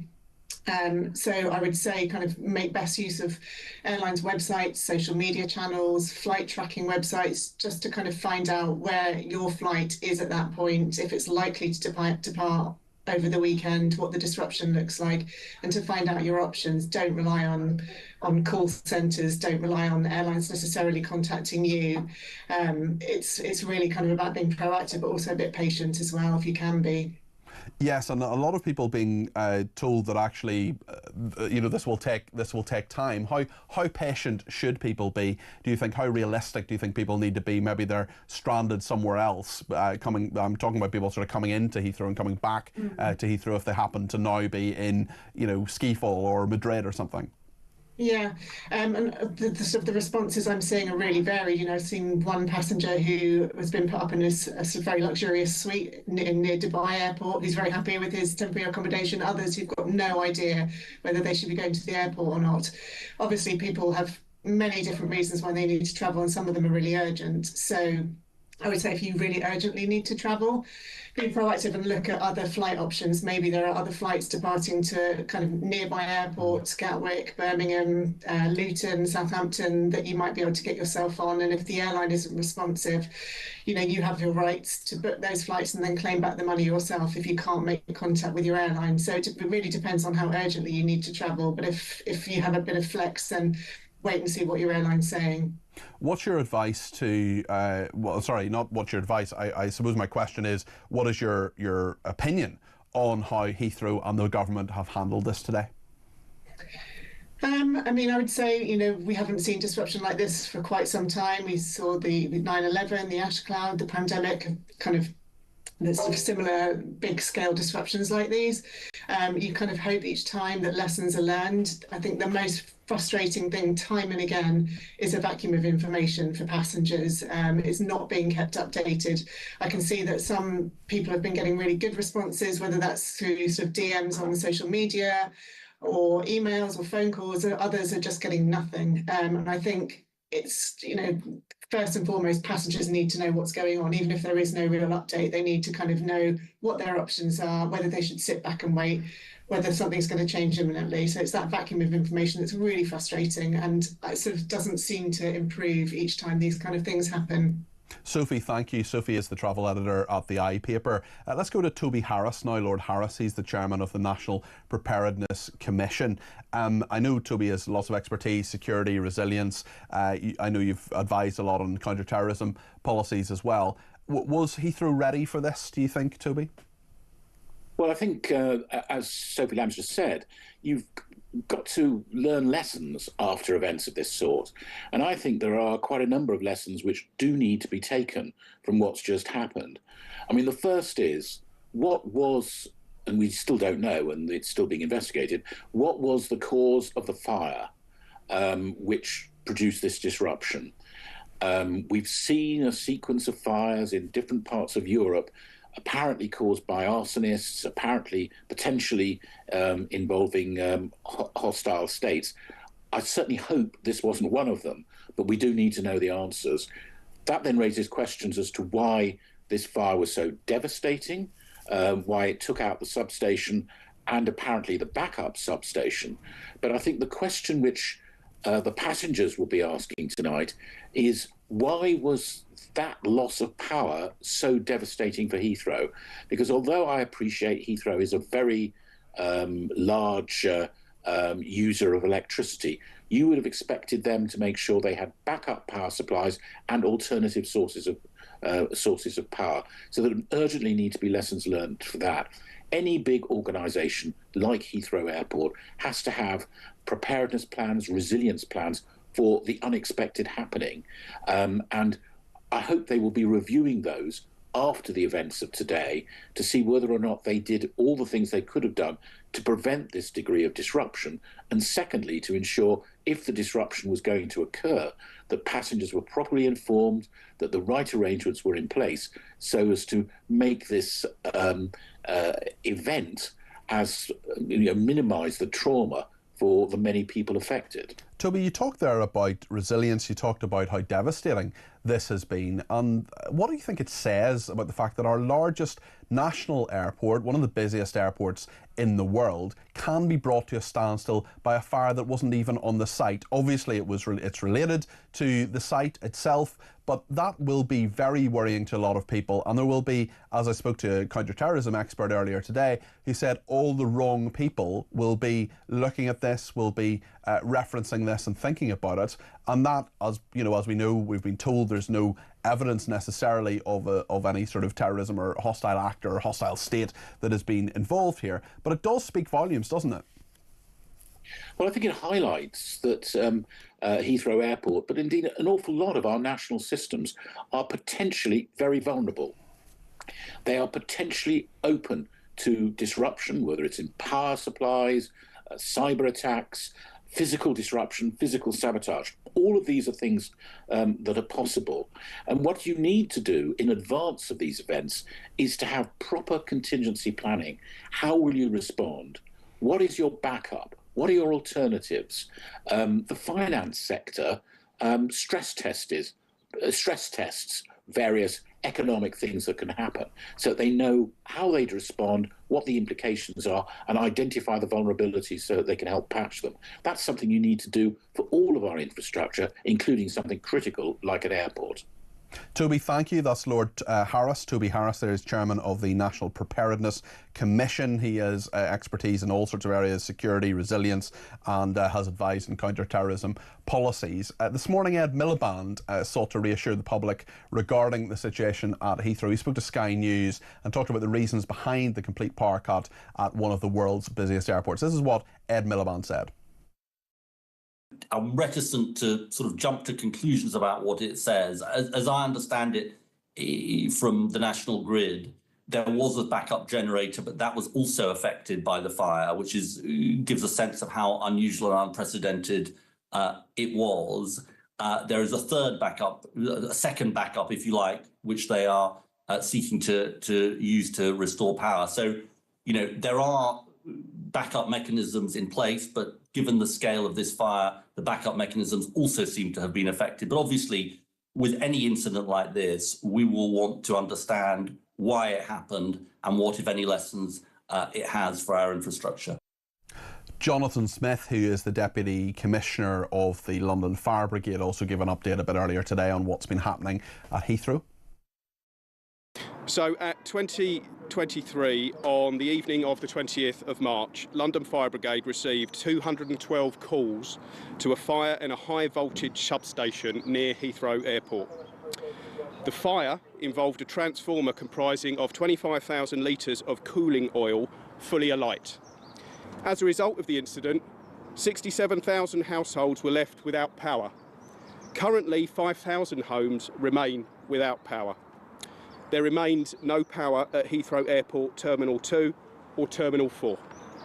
LFB will continue to maintain an operational response at the scene throughout the day, assisting the national grid as they assess the site and attempt to restore power. London Fire Brigade has fire safety and fire investigation officers working with our scientific advisors and the Metropolitan Police to investigate the cause of the fire. Disruption is expected to continue, and we urge people to avoid the area where possible. Well, unsurprisingly, counter-terrorism police have been deployed to examine whether sabotage played a part in the fire. This is standard procedure and was explained by the London Mayor, Sir Sadiq Khan. They work really closely with the Met Police Service. The Met Police Service bring in specialist expertise as and when, clearly because of the proximity of the substation to the airport. It's not a surprise the counter-terror team's been involved. The Met Police Service, the Fire Brigade, will make sure that the public know whenever there's any information to pass on to the public, but there's no reason at all to suspect foul play at the moment. Well, we know that from now, if you're a passenger on one of 8 flights this evening to British Airways flights, that you can actually make your way to the airport now. The British Airways says it is urgently contacting customers to let them know so they can make their way to the airport from now, well, from 15 minutes ago, actually. British Airways says only the customers should make their way to the airport who are booked on various flights. There's 2 to Johannesburg, 1 to Singapore, 1 to Riyadh, 2 to Cape Town, 1 to Sydney via Singapore, and 1 to Buenos Aires via Rio de Janeiro. So there are 8 flights there. British Airways should be in touch with you if you're on those flights. But it does show that things are opening up again, and by the end of the show, actually at 7 o'clock when Kevin O'Sullivan starts his show, those flights should be taking off, or at least soon to take off. I suppose for many people trying to get on those flights, it's going to be a race against time to actually get there in time to get on the flight, because if they're taking off in a couple of hours' time, I would imagine those people are trying to get there as soon as possible. And if you're coming from maybe a few more hours away from London than elsewhere, if you're maybe like coming from Manchester or wherever else, or Nottingham, or as some of our people were saying earlier on, well, that's going to take a while. Tommy in Sussex says, are the flights out of Heathrow purely for the contingency managers to escape the flak? I think a number of people may well be asking that question. Lots of people asking questions on council tax as well. I referenced Mark in the Orkney Islands earlier, but let me actually read out what he said. He says, hi Peter, Mark in the Orkney Islands here. Our council tax has just gone up by 15%. The council were given a figure of between 11 and 20% to vote on. They opted for 15%, one of the richest councils in Scotland. Well, let's talk to Gerald. He is in Newcastle, who wants to talk about not just council tax, but his water bill. Gerald, I think you're a new caller to the station. It's always good to hear from friends old and new on this station. What is the situation where you are in Newcastle? Well, our water bill last year was £430, and this year we got our bill in a day, and it's £659. That's a huge rise. That's a huge rise. And we're pensioners. Goodness me. Well, the council tax has gone up. Now that water bill, that is unbelievable. I knew it was going to go up, but I thought it'd go up to about £500. But when we got it built today, it was 670, 67. So that's an extra 237 quid. Yeah. Have you lost your winter fuel allowance as well, Gerald? Yeah, lost that, yeah. Goodness me. I mean, are you going to be able to afford that? Are you going to have to make decisions about where you're spending your money? That's not a small amount of money, an extra £237 just on your water. Well, when we got the bill, they give us opportunities if you can't pay instalments, or but like it's still a lot of money. You're not getting any cheaper if you pay instalments. Well, exactly. Although maybe you can spread it out a bit more. What do you make of this, Gerald? It just doesn't seem fair. Well, to be honest with you, this Labour Party are absolutely killing us.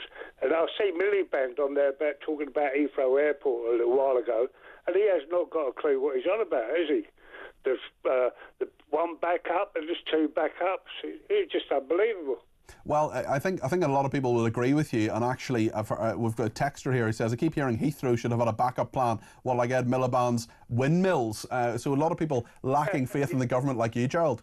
Yeah, but they got to put some solar panels on the planes and on the roofs there, I think. Well, yeah, exactly. It's not going to help too much. Gerald, thanks for your call. Don't make it the last call. Be sure. Now you've come to us before with your thoughts. Be sure to come again and tell us what you think. Gerald there in Newcastle, 0344 499 1000. I mean, the best part of my job, I love talking to different guests and so on. Obviously, we have some really good people. Simon Calder's coming up later. He's going to tell us exactly what's going on.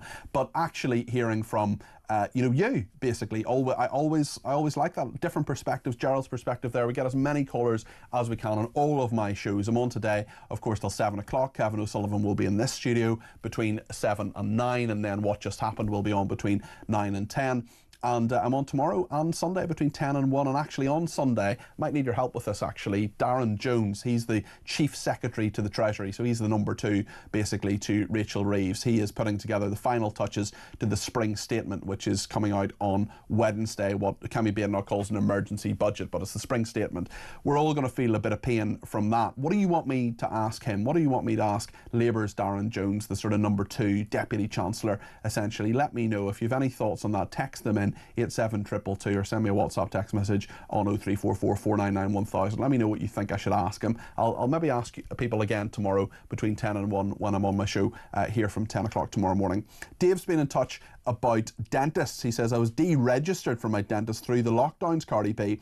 I've since pulled out 6 of my front teeth due to infections. Now I can't get registered with an NHS dentist. I've been on 7 waiting lists for over a year. So much for Keir's promise of 700,000 dental appointments. That's nuts, Dave. That is absolutely crazy. I mean, that cannot be a good thing, to be pulling out your own teeth with pliers. We're going to be talking about that a little bit later in the programme, actually, in just a few minutes' time with Mark Jones, who's the founder of Toothless in England. But we're going to stick with Heathrow just for the meantime, because the Chief Executive is giving a statement fairly shortly, and we're also going to talk to Henry Smith, who's former chairman of a parliamentary group about the future of aviation. He's a former Conservative MP. He knows this stuff backwards. And I think there are still lots of questions to ask about Heathrow and why this has happened, and the resilience that simply wasn't there. Let us know your thoughts as well. 0344 499 1000. Stay with us here on Talk.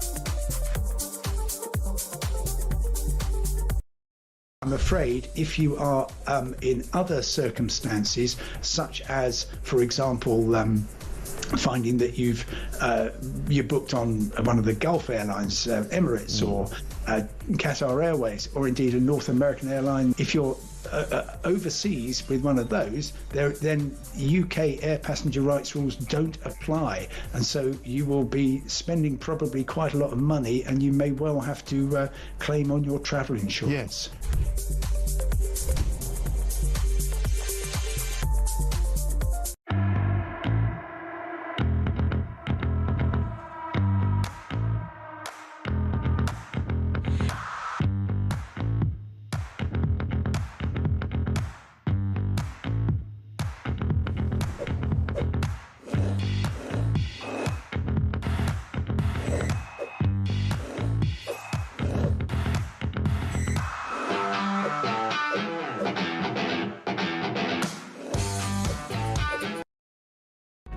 Across the UK, on DAB+, on your smart speaker, on your smart TV, and on your side.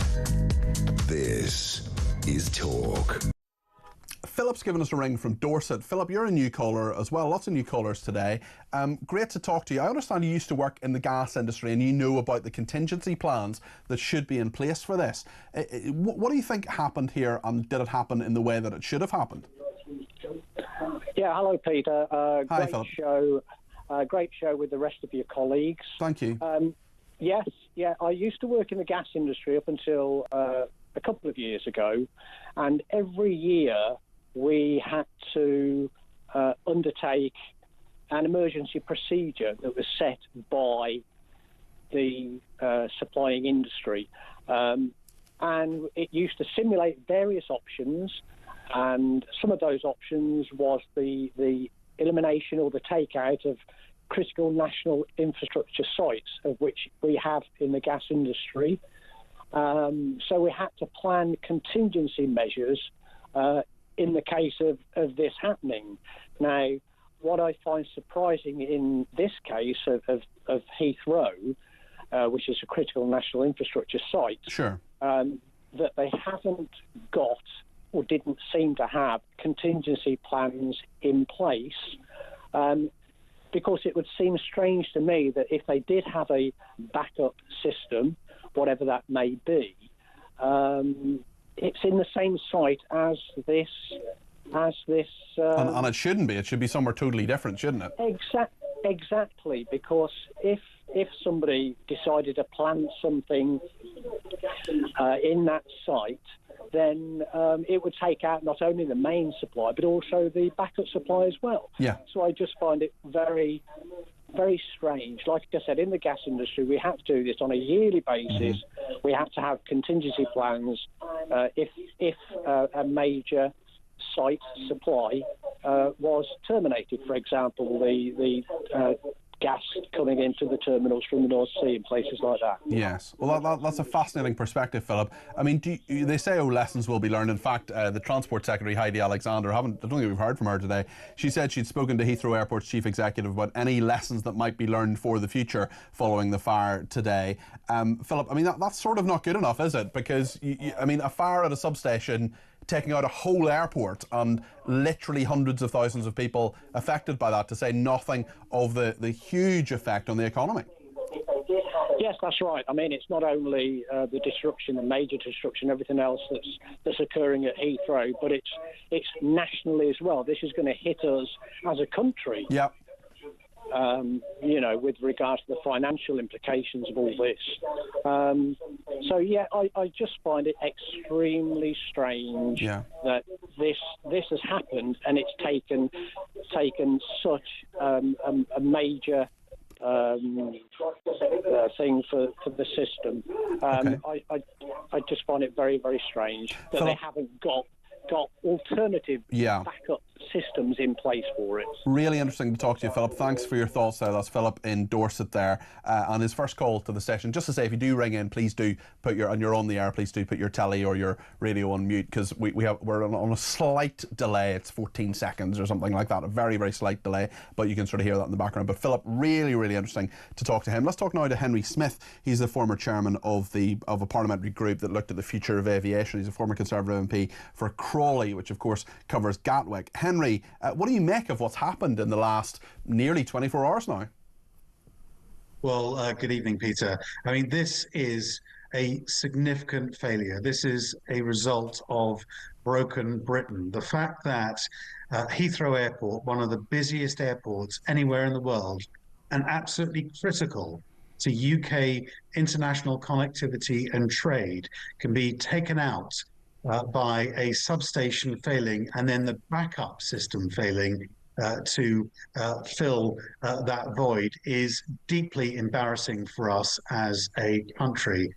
And it's not good enough for the Transport Secretary to say, well, lessons will be learned.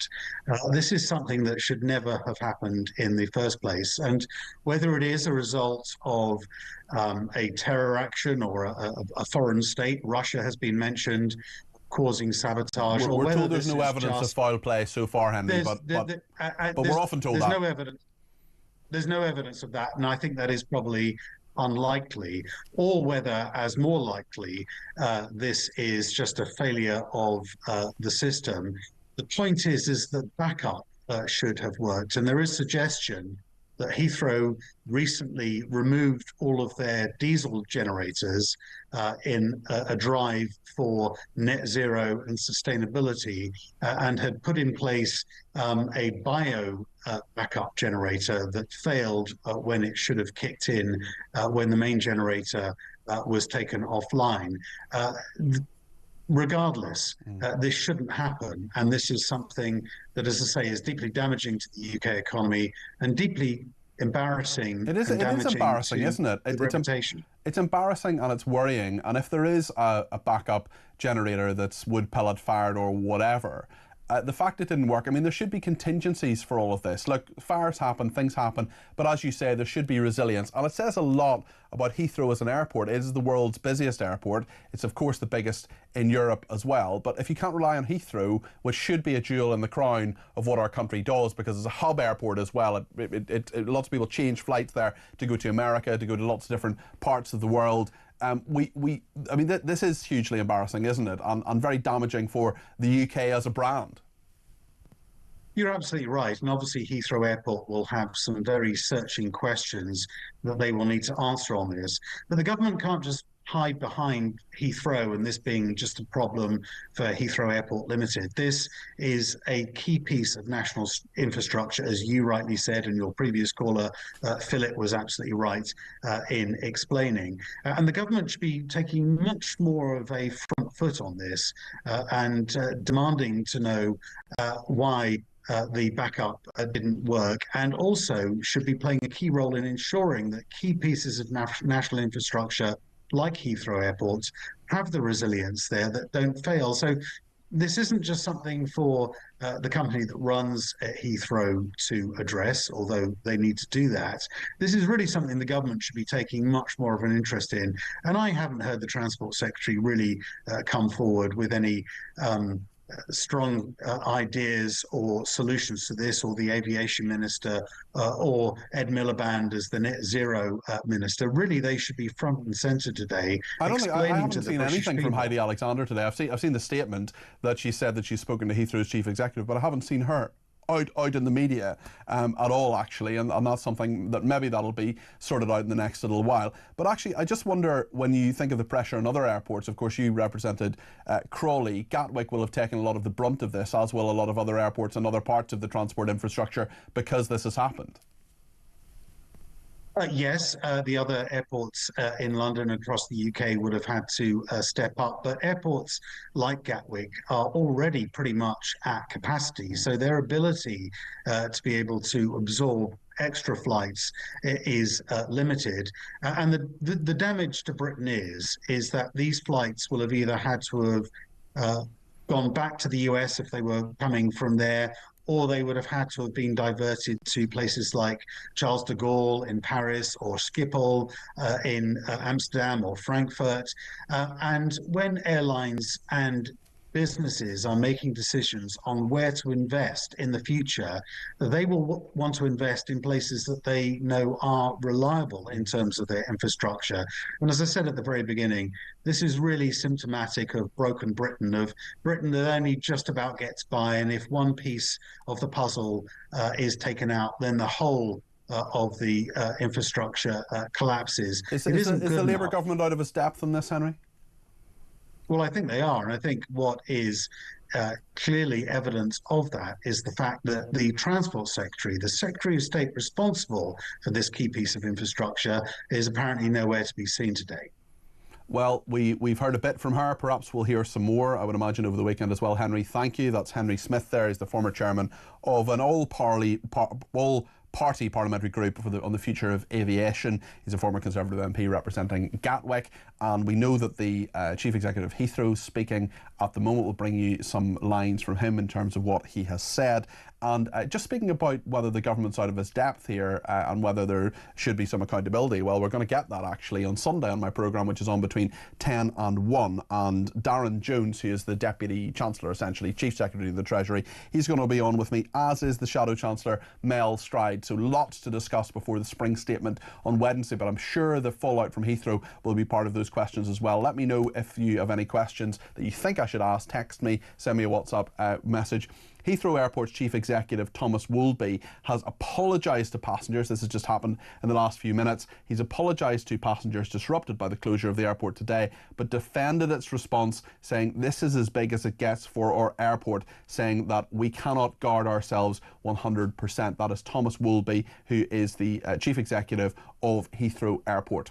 Lots still to discuss. We're going to discuss toothlessness in England as well. Toothless in England are going to be on talking about dentist appointments. Have you had an issue getting those? And also council tax. Loads of people getting in touch about that, including Kevin in Sheffield, who says here in Sheffield our council tax has gone up yet again by 5%. Unfortunately, being a hard-pressed working taxpayer, I can't get away with not paying it. Meanwhile, one of our newest Holiday Inn hotels in Sheffield city centre is housing asylum seekers free from paying anything. Housed in a hotel most locals couldn't afford. It really grinds my gears at the unfairness of it all. It is unfair. It's totally unfair, Kevin. And you're paying for it. You're paying for what the council does, and that huge problem with processing asylum seekers. That is something that is just going to continue, and there doesn't seem to be an end in sight. We're going to talk about council tax, what you're paying for and what you're actually getting, which are often two different things, in just a minute here on Talk.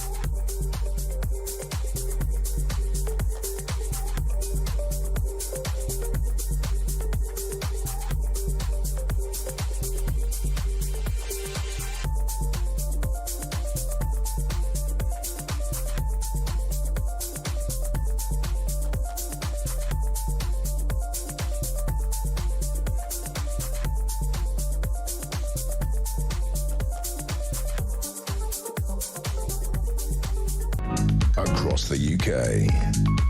On DAB+, on your smart speaker, on your smart TV, and on your side.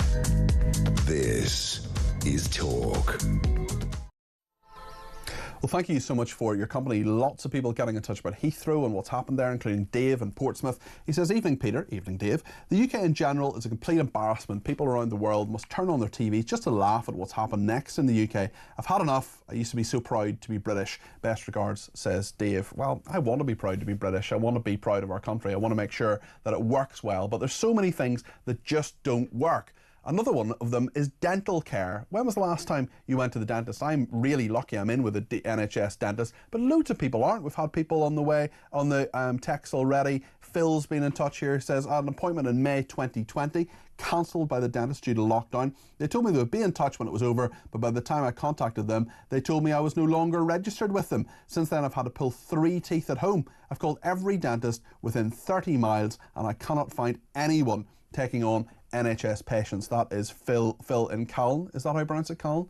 I'm not quite sure where that is. Sorry, my English geography is dreadful. But listen, thank you, Phil, for that. I appreciate that. Let's speak to Mark Jones. He's the founder of Toothless in England. I know Mark is meeting Stephen Kinnock, one of the health ministers, about this next week to speak about poor dentistry. We've been reading about a quarter of British people who can't get a dentist appointment. Just paint a picture for us, Mark, of how bad this is.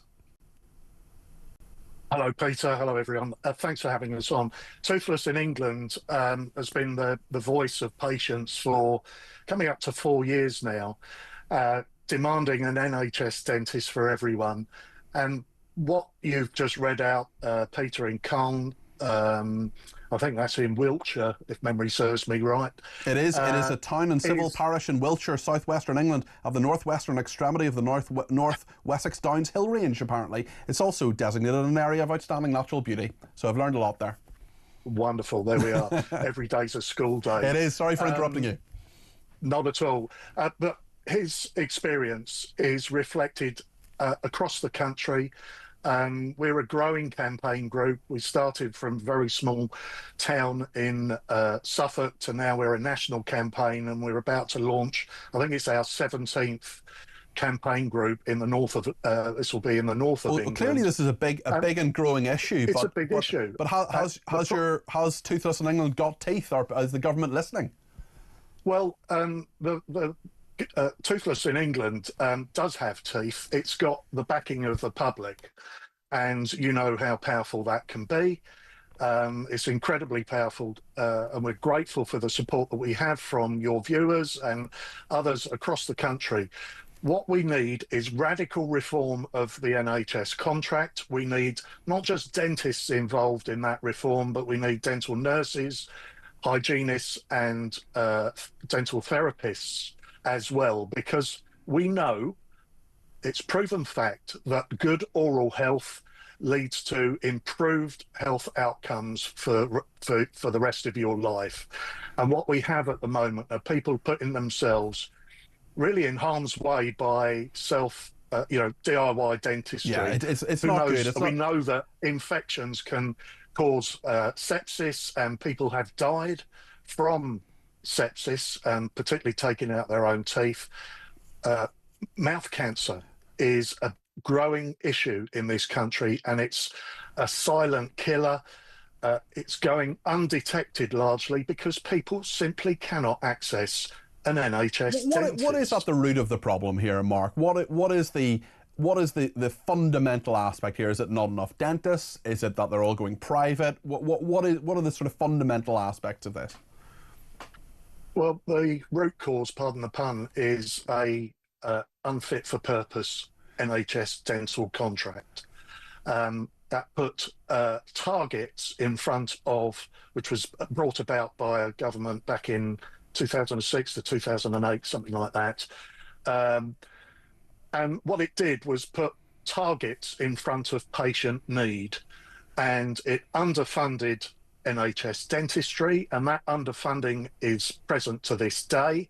Only, just under 50% of the population of England can access and have funding for an NHS dentist, and the dental practices cannot support the work that needs to be done through NHS, the provision, cannot support the work that's been done on the funding that they've been given. What they're doing is supporting it through the private side of their dental practice. That's financially propping up the NHS dentist. So there comes a point, Peter, where it becomes financially unviable to continue doing that. The practice just simply has to shut its doors to NHS patients and goes fully private. And that's what we've seen, and we continue to see. In fact, I was speaking to a lady this morning outside the supermarket where next to where I live, and she said, my dentist, and she lives in Felixstowe, she has to go to Colchester in Ipswich to see a dentist, and that dentist is closing its doors to NHS patients in May of this year. That's the closest. I mean, that's a 45-minute trip to Colchester for someone who's a retiree, not particularly mobile. Yes. That's quite a long trip. But I will be saying to Stephen Kinnock on Tuesday next week, he needs to act much more quickly, with much more urgency, and put patients first. What can he do? I mean, is this just a matter of firing a load of money at it, at the problem, or are there other structural issues, things that could be sorted out in the short term? Because you've diagnosed the problem there, you've talked about those people, and there will be people who won't help the problem, they'll help themselves, and this goes for the wider NHS as well. I had a GP's appointment recently. I was lucky to get it on the day, but if I hadn't got it, I am very lucky, I'm very privileged to be in a position where I could pay £80 for a Bupa appointment. And I know that if I didn't have an NHS dentist, and there wasn't an NHS dentist there for a checkup, I would pay privately. I know that's what I would do, because I'm very lucky I'm in a financial position where I can do that. Loads of people are not. Loads of people will be affected by this, but there'll be a lot of people who, by going privately, actually aren't helping the problem. They're helping themselves, and that's fine, but they're not helping the problem, are they? Well, you're absolutely spot on there. There are some who are fortunate enough to go private and pay those fees, but for majority of the people who contact us on a almost daily basis, Peter, Toothless in England gets a huge amount of correspondence through its through email and on our Facebook groups. For most part, that is simply unattainable. It's out of reach for the majority of people. They cannot afford those fees. It's not that they don't want to, it's just simply out of reach. Yeah. And the big effect of this, as I was speaking to Danielle Watts, who's featured in that Daily Mail article today, 3.5 years ago, she came to us and said, look, if it wasn't for your campaign, I wouldn't speak about my particular predicament. And at that time, she pulled out 11 of her own teeth. Goodness me. Her children, who are now teenagers, or youngest is only 12, but the other one's 16, who needs braces, they have not seen an NHS dentist in Bury St Edmunds in Suffolk, where I live, county where I live, for 10 years. They haven't been able to access. And you have Eddie Crouch, who's the chairman of the British Dental Association, saying desperate people are reaching for pliers or cheap flights because for many the NHS dentistry has effectively ceased to exist. And that is the case for so many people you're speaking about, including that horrendous example there. I'd love to hear more examples from people if you give me a ring on 0344 499 1000. But just finally, Mark, I mean, you will be putting a very strong case to Stephen Kinnock on Tuesday. Do you think the government gets this? Do you think they understand the scale of the crisis here? That's a very good question. They have made some gestures, what I would call gestures, 700,000 extra emergency appointments, which actually falls short of the actual need that's out there, which is over 1 million extra emergency appointments that are needed. They're doing supervised toothbrushing at school, which is great in itself. I had that, and maybe you had that at school. But there's much more critical efforts that needed, action that's needed. It's that reform of the contract. It is, unfortunately, I'm afraid to say, funding NHS dentistry investing in it, investing in the long-term future health of this nation. Because if we're off sick or if we're dying as a consequence of poor oral health and the consequences of disease and so forth, infection from poor oral health, this country won't be able to provide, to properly function. Yes, really. You're absolutely right. And it's so critical. Mark, I'd love to talk to you again. Maybe we could talk. I'm on next Thursday. Maybe we could have another chat, and you could let me know how you get on with Stephen Kinnock, because I'd be really interested in following up and seeing whether you think the government is taking this seriously. I'll get maybe our producers to have a chat with you behind the scenes to see if you're around next week. But for the moment, Mark, thank you. That's Mark Jones there, is the founder of Toothless in England. Really interesting. What are your thoughts on this? 0344 499 1000. I know at least one former dentist has given us a ring. We'll chat to him in just a few minutes.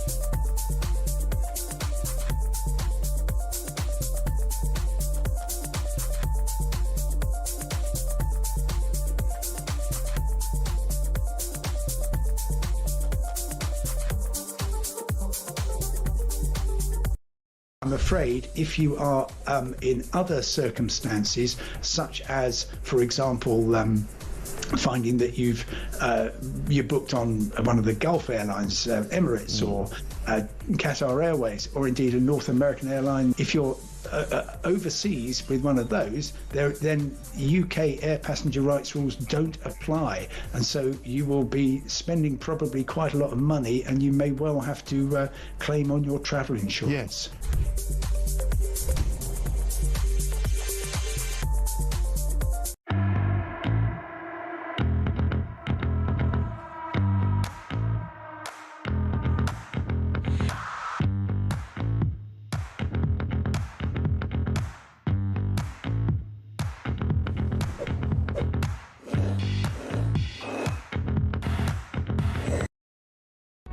Across the UK, on DAB+, on your smart speaker, on your smart TV, and on your side. This is Talk.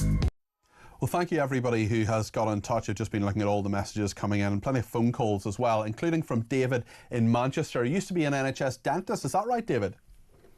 Actually, no, I'm still an NHS dentist. Oh, okay.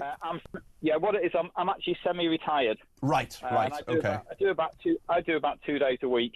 Okay. But I've worked in the NHS, let's say, since 1985. Okay, well that's so it's a long time. Nearly 40 years.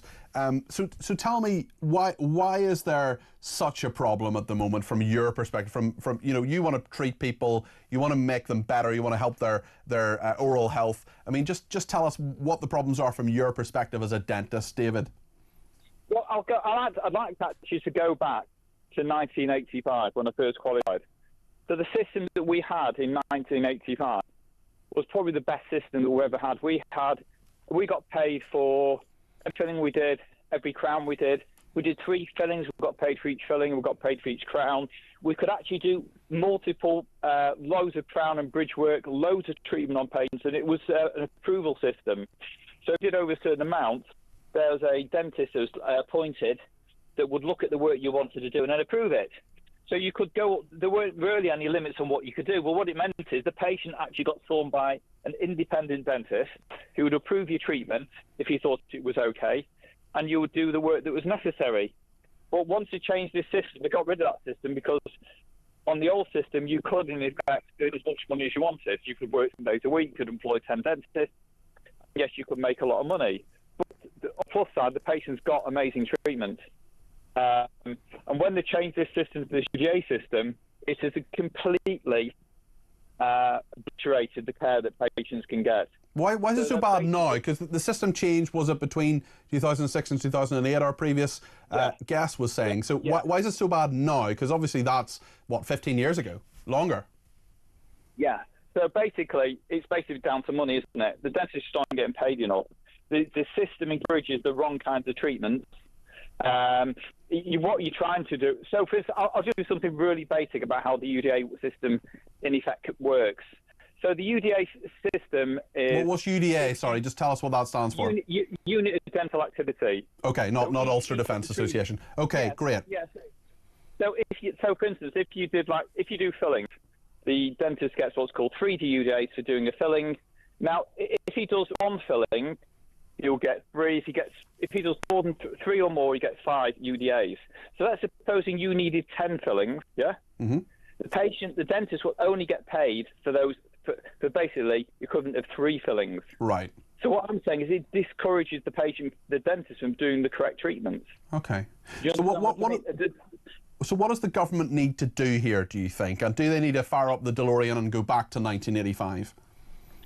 Well, they're probably never going to do that. But what they need to do is increase. They need a massive increase in the amount of money they're paying dentists. Because the problem you've got is that my son's also a dentist, and he does private dentistry, and he can earn maybe 3 to 5 times what anyone can earn on the NHS. Wow. And also, I know from talking to my son, I think he said something like 80% of all his friends who qualified at uni are not doing NHS dentistry. Well, why would they? Why would they go into NHS dentistry? There's no incentive for that, is there, David?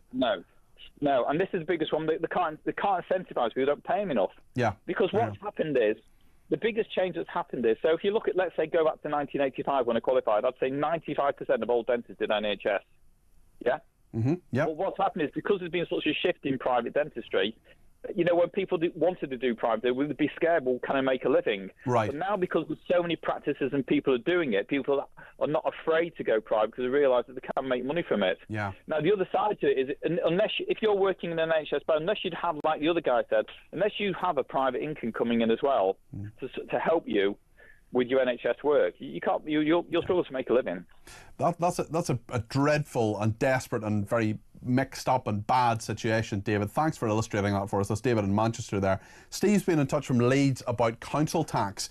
Steve, what do you make of, have you got your bill yet, and what do you make of the situation that's there? Yeah, I've got my bill and it's gone up by 50%.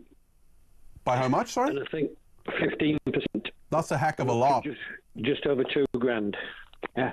Goodness me, that's an awful lot of money. Well, I wrote a letter to the council 2 weeks ago when I got the bill, and I asked them to tell me how much of my council tax is subsidising all the people who are now in council accommodation that don't pay rent. Because when I was young, in the 60s and 70s, most council housing was low-cost housing for working people, working families. So people work, they pay council tax. And now I understand that most council housing, the majority of it, goes to either people with leave to remain who go at the top of the housing list, the migrants, or people on the dole and they don't pay any council tax. And you're paying your council tax and those people are not. That is a fact. I said to the council, I want to know how much of my bill goes on subsidy for people that pay council tax. Guess what? I never got a response. Really? I'm very, very shocked by that, as in not shocked at all, Steve. If it wasn't about 20-odd% of my council tax. Well, I think they should have to provide a breakdown of where all the money goes, because I think there are a lot of people asking, hold on a second, the only...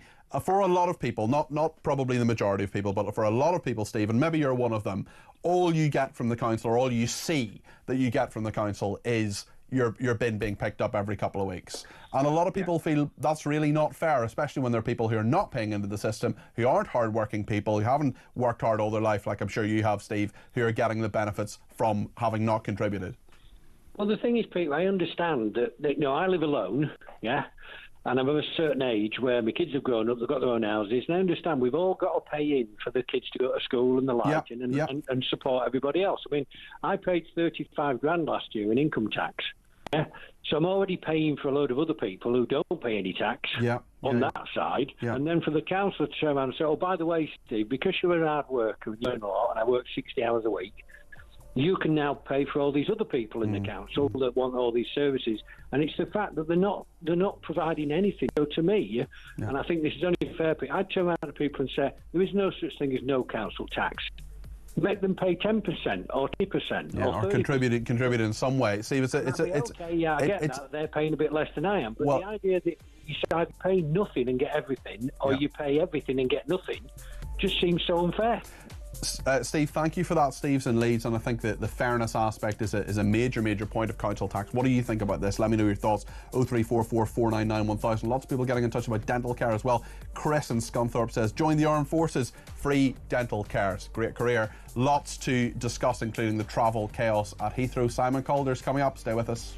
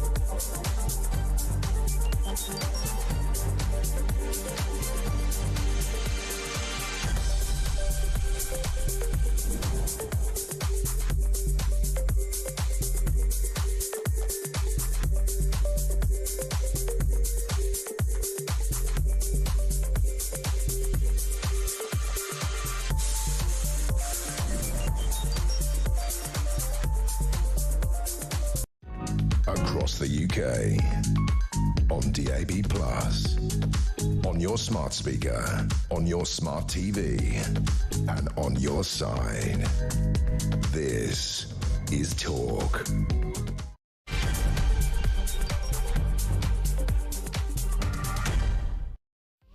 Good evening, this is Talk Drive. I'm Peter Cardwell. It's just gone 6 o'clock. Lots to discuss, including Heathrow reopening in about an hour's time. We're going to talk to Simon Calder in a minute, who is the travel correspondent of The Independent, and Graham Buck, who's Director of Communications at ABTA, about the travel industry and what is happening in this country and how Heathrow is getting back to what it's meant to be doing, which is getting people home and getting people abroad as well. There are about 8 flights that British Airways says will take off in about an hour's time. We'll get the latest there. We're talking about dentistry as well this evening. Loads of people getting in touch about how they think the system is absolutely crazy, and council tax as well. Maybe you've just got your council tax bill. I know I have, 4.9% up in my area. That's of course above inflation. Is that fair? What do you actually get from the council? Are we getting what we're paying for? Are we receiving the kind of services that we should be getting, or are we just paying for a lot of people who don't put anything into the system? 0344 499 1000 is the number to call. You can text me 87222 with the word talk in your text. You can tweet me at talkTV, follow me at Peter Cardwell. You can send me a voice note. You can send less than a minute, please, if you would. You can send me a WhatsApp text message or give me a ring, 0344 499 1000. Loads to discuss. How do we fix the country? How do we fix the council tax system? How do we fix our aviation industry? I'm not sure I know the answer. Maybe you do. Let me know your thoughts, 0344 499 1000. And let's do plenty of talking on Talk between now and 7 o'clock. Well, you'll be delighted to know that Ed Miliband has sought to reassure the public regarding the situation at Heathrow. Earlier on today, he addressed the reasons behind the complete power cut at one of the world's busiest airports. I'm reticent to sort of jump to conclusions about what it says. As I understand it, from the national grid, there was a backup generator, but that was also affected by the fire, which gives a sense of how unusual and unprecedented it was. There is a third backup, a second backup, if you like, which they are seeking to use to restore power. So, there are backup mechanisms in place, but given the scale of this fire, the backup mechanisms also seem to have been affected. But obviously, with any incident like this, we will want to understand why it happened and what, if any, lessons it has for our infrastructure. Well, it's really interesting just what's happened today and the kind of reaction that people are having. One person says it's a British disease with British Airways, Heathrow, Eurostar, or the train companies. Whatever's gone wrong, it's a state secret. Don't tell passengers why everything doesn't work. The UK is the only country to keep travellers totally clueless. Well, some of them have been informed. We actually spoke earlier to Annie. She said she was kept well informed by what was going on. And in the last hour or so, the chief executive of Heathrow, Thomas Woolby, apologised for the closure of the airport today. Today, we were due to operate more than 670 flights carrying around 107,000 customers, with similar numbers planned over the weekend. Our crews are only legally allowable to operate for a certain number of hours over any given period of time, which adds further complexity into our planning. That means even if things do get back up and running soon, we will have the logistical issue of getting new crews out to operate those aircraft. In addition, our engineering and maintenance operation have also had no power. This is being addressed, but it is another example of the incredibly challenging situation we find ourselves in. We will of course work at pace to get customers and colleagues to where they need to be as safely and as quickly as possible. I am sorry to everybody who is experiencing this disruption and ask you for your understanding while we work to recover our operation from such a significant challenge, which is complex to work through. Apologies, that actually wasn't the chief executive of Heathrow, Thomas Woolby. That was in fact Sean Doyle, who is the head of British Airways and or the parent company of British Airways, and that is what he had to say. Well, the government has denied foul play, but some experts are suggesting sabotage could have caused the fire. That's what one of our experts think. We'll talk to him in about 10 minutes' time. Earlier in the show, Lord Harris, Toby Harris, who's chairman of the National Preparedness Commission, spoke to me about the risks. Well, I think it highlights that Heathrow Airport, but indeed an awful lot of our national systems, are potentially very vulnerable. They are potentially open to disruption, whether it's in power supplies, cyber attacks, physical disruption, physical sabotage. All of these are things that are possible. And what you need to do in advance of these events is to have proper contingency planning. How will you respond? What is your backup? What are your alternatives? The finance sector stress tested stress tests various economic things that can happen, so they know how they'd respond, what the implications are, and identify the vulnerabilities so that they can help patch them. That's something you need to do for all of our infrastructure, including something critical like an airport.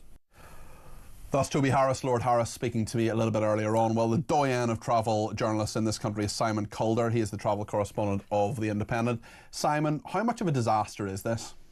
It's a pretty huge disaster, I'm afraid, Peter. And here we are again, you and I. All we want to do, everybody wants to do, of the close on a quarter of a million passengers today, is get to our destination safely. That's actually a given, which we have to be grateful for, but without too much disruption.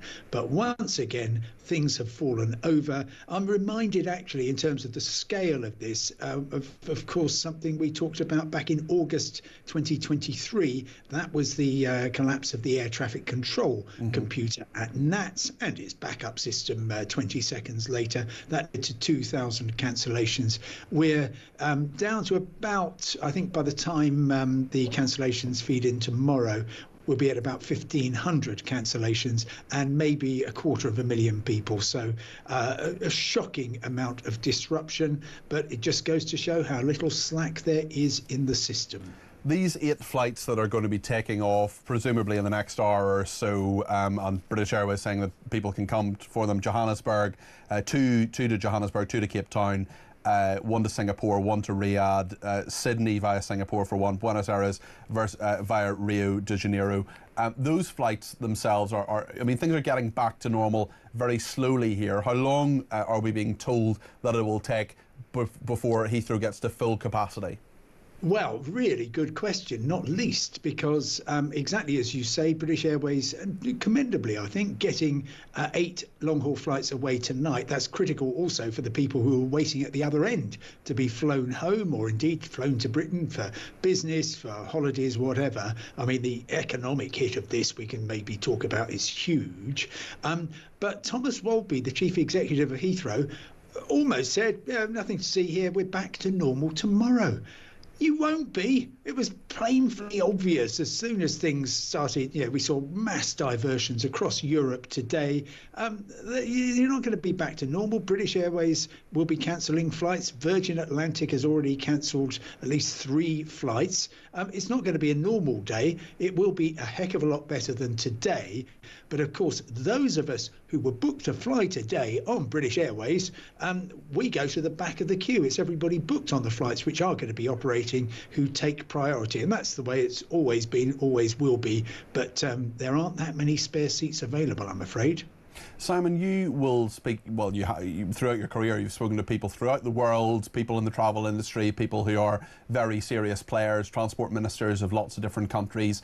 How is Heathrow kind of viewed in terms of its reputation as one of the world's busiest airports? And how much of a knock has that international reputation taken today, do you think? Well, I think I can hear, even from here, Peter, the sound of champagne corks popping at Paris Charles de Gaulle, at Amsterdam Schiphol, at Frankfurt Airport, because those are the 2nd, 3rd and 4th biggest airports in Europe, and they would very much like to get more of Heathrow's share of the pie. And they will be pointing this and just saying, why would anybody fly through Heathrow? Which, of course, is severely to the detriment of British Airways, which depends on long-haul flying and European connections. And it's half of its business, well, not half, but maybe 1/3 of its business is transfer traffic. So that's really bad news. I think it also reputationally goes beyond Heathrow. It's like, oh my goodness, what have the Brits done now? They really couldn't run a whelk stall, if that indeed is common parlance in Europe. I doubt it is. Simon, thank you. We will catch up on all things Welk and indeed transport tomorrow. Simon's joining me on my show tomorrow morning between 10 and 1, so we'll talk to him then. In the meantime, let's talk to Graham Buck, who's Director of Communications at ABTA, which is the industry body for the travel industry. Graham, I'll ask you the same question. How much of a problem is this for the international reputation of the travel industry in the United Kingdom? Well, this is a rare event. It's clearly not a good day for the reputation of British international travel. The main thing I think to focus on is that things are starting now to get back to normal. I think, although at a very early stage, as Simon just said, at least we are seeing the first few flights beginning to operate this evening, which is earlier, I think, than originally planned. But Simon's quite right. There will be delays and knock-on effects for quite some time until this is all sorted out. And it will take a little while for everything to feed through. Graham, I wonder from the travel perspective, there must be a lot of agents who are rebooking people, who are trying to make sense of what is happening here and trying to get a handle on this situation. How much of a challenge is it for them? Well, travel agents are well versed in dealing with issues when they arise. They're experts in their field. It would have been a very busy day for a lot of our members. They would have been working their socks off. And yes, I'm sure for some it would have been challenging. But the main thing is, ABTA members are experts in their field. They know what they're doing and they know how best to advise customers as well. We also at ABTA, to help share the pain, if you like, on our website today, we've updated guidelines available from the homepage for people on, what happens next, what happens when my flight is cancelled, what are my rights to refunds, etc. So those people who are wondering how they are affected specifically, that's an additional resource they can look at on abta.com. How do you think the government have handled this, Graham? I don't think it's for me to comment on how the government's handled it. I think we're here to represent our members, and I think that the travel industry has responded brilliantly today in the face of very difficult and trying circumstances. Okay, thank you, Graham Buck there, who's Director of Communications at ABTA. Thanks for joining us this evening. Lots of people getting in touch on that issue, and in council tax and dentists as well. We're going to take some calls on that later in the hour. Rachel has been in touch about dentists. She says, I have private healthcare and I have no choice but to pay privately for dental treatment. But I'm in my 50s and complex treatment I need is going to cost me thousands, which I'm going to have to borrow. This is going to leave me almost bankrupt, but I have to have the work done. Rachel, I'm so sorry to hear that. I know a lot of people are thinking about going abroad. Some people obviously can't do that for lots of logistical reasons or disability. And of course, many people don't trust what has been done abroad. And if you have a botched operation abroad for whatever reason, is that actually something that you can get some redress from? Carl in Glasgow says, I'm a dental hygienist therapist. I left the profession several years ago, having practiced dentistry for over a decade. The culture within the profession is rotten to the core. Harassment and bullying is rife. Betty says, the UK dentist system is crazy. I pay a fortune in taxes, national insurance and private insurance. If I go to a dentist, I need extra insurance and pay £150 to £800 for treatments NHS patients are paying £0 to £50 for. The place is packed with NHS patients. We are the mugs paying for it all. Should get a credit for service for what you pay into the system, says Betty. It's really interesting Betty mentions that, actually, because quite a number of people have been in touch with me recently saying, if you pay private school fees, if you scrimp and save and make the sacrifice in order to do that, well, maybe you should get a tax rebate as a result of that. It's a good idea, but I just don't think it's going to happen. Charitable donations as well. Often people get tax breaks in America for that. Surely that would mean far more people in the UK would do that. Stuart has been in touch and said, I had a good dentist up here in Scotland until last year when they wrote to me saying that from November they'd no longer do NHS work. Then they sent papers offering me several different schemes with monthly insurance payments, which as I'm on disability, I can't afford. I'm close to trying to remove a few teeth myself as I have no other choice. Stuart, please don't do that. That is just so risky. There's got to be an alternative. Can you maybe go to Citizens Advice? Can you maybe speak to your MSP? Is there some way that you can find an NHS dentist, because that is just a very, very difficult thing, and council tax is something that so many people are getting in touch with us about as well. And Anne in Sussex has some thoughts on this. Anne, what would you like to say? You're very welcome this evening. Oh, thank you for having me, Peter. Yes, council tax. I hated it when it was brought in. I think it's iniquitous. It's an awful tax. The government transferred the cost of older people from central government to local government, which meant, of course, council tax is a huge part of where the money goes. And I'm annoyed, really annoyed, Peter, because the councils are so huge. The cabinet system has meant that a few people work, and some people have made it a career. They get their living from being councillors. And the system today is that they've increased the council tax, and they're going to increase it even more, put up the parking charges, increase their allowances, and the services are absolutely appalling now. And many councillors don't even know today who they are. Well, so many people feel that way, and there doesn't seem to be anything... I've been a councillor for years, Peter, and I've been in the front line and seen the difference. Yeah, and so many people just feel that they're being taken for mugs here because they're being charged more and more for what they see is less and less. Well, yes, and as I said, a lot of people do not even know who their councillors are now. Yeah. People like me, I could be contacted day or night, midnight, by developers, by residents. Now you have to go through the council to contact people. So they're not really available to the public the way that we all... No, I remember, even in my lifetime, I remember loads of different councillors having their mobile numbers on the council website, and so you just ring them up and chat to them about that, those issues. Anne, thank you. That's Anne in Sussex there. The first British Airways flight has landed at Heathrow since the closure last night. That has now happened. British Airways and Virgin Atlantic says they expect to run a near full schedule tomorrow, including flights landing at Heathrow. Simon Calder says that's Virgin on the ridiculous. We'll see if that actually happens. I'm on tomorrow between 10 and 1, and indeed on Sunday between 10 and 1. No doubt this will continue to be a topic we discuss. Council tax and dentists, though, that's what you want to talk about. We're going to continue to talk about that between now and 7 o'clock.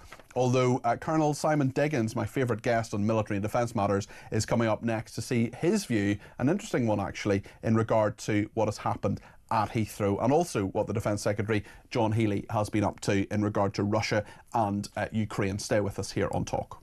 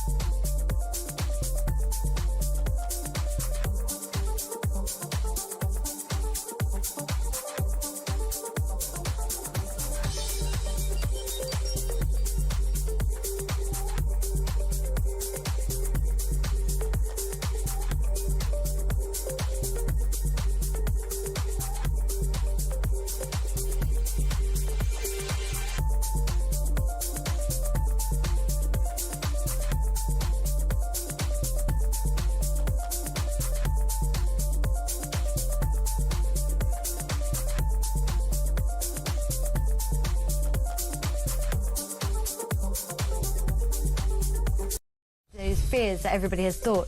It is such an incredibly ambitious, if not laudably unimaginable, that you're ever going to hit those goals. And the fact is that huge cost that it's going to take and sit at the burden of normal households, normal households who can't afford those heat pumps, normal households who already see their highest electricity bills in the whole of the world, normal households who are seeing inflation going up, and also are facing the prospect of possibly working in those industries that are being phased out before time.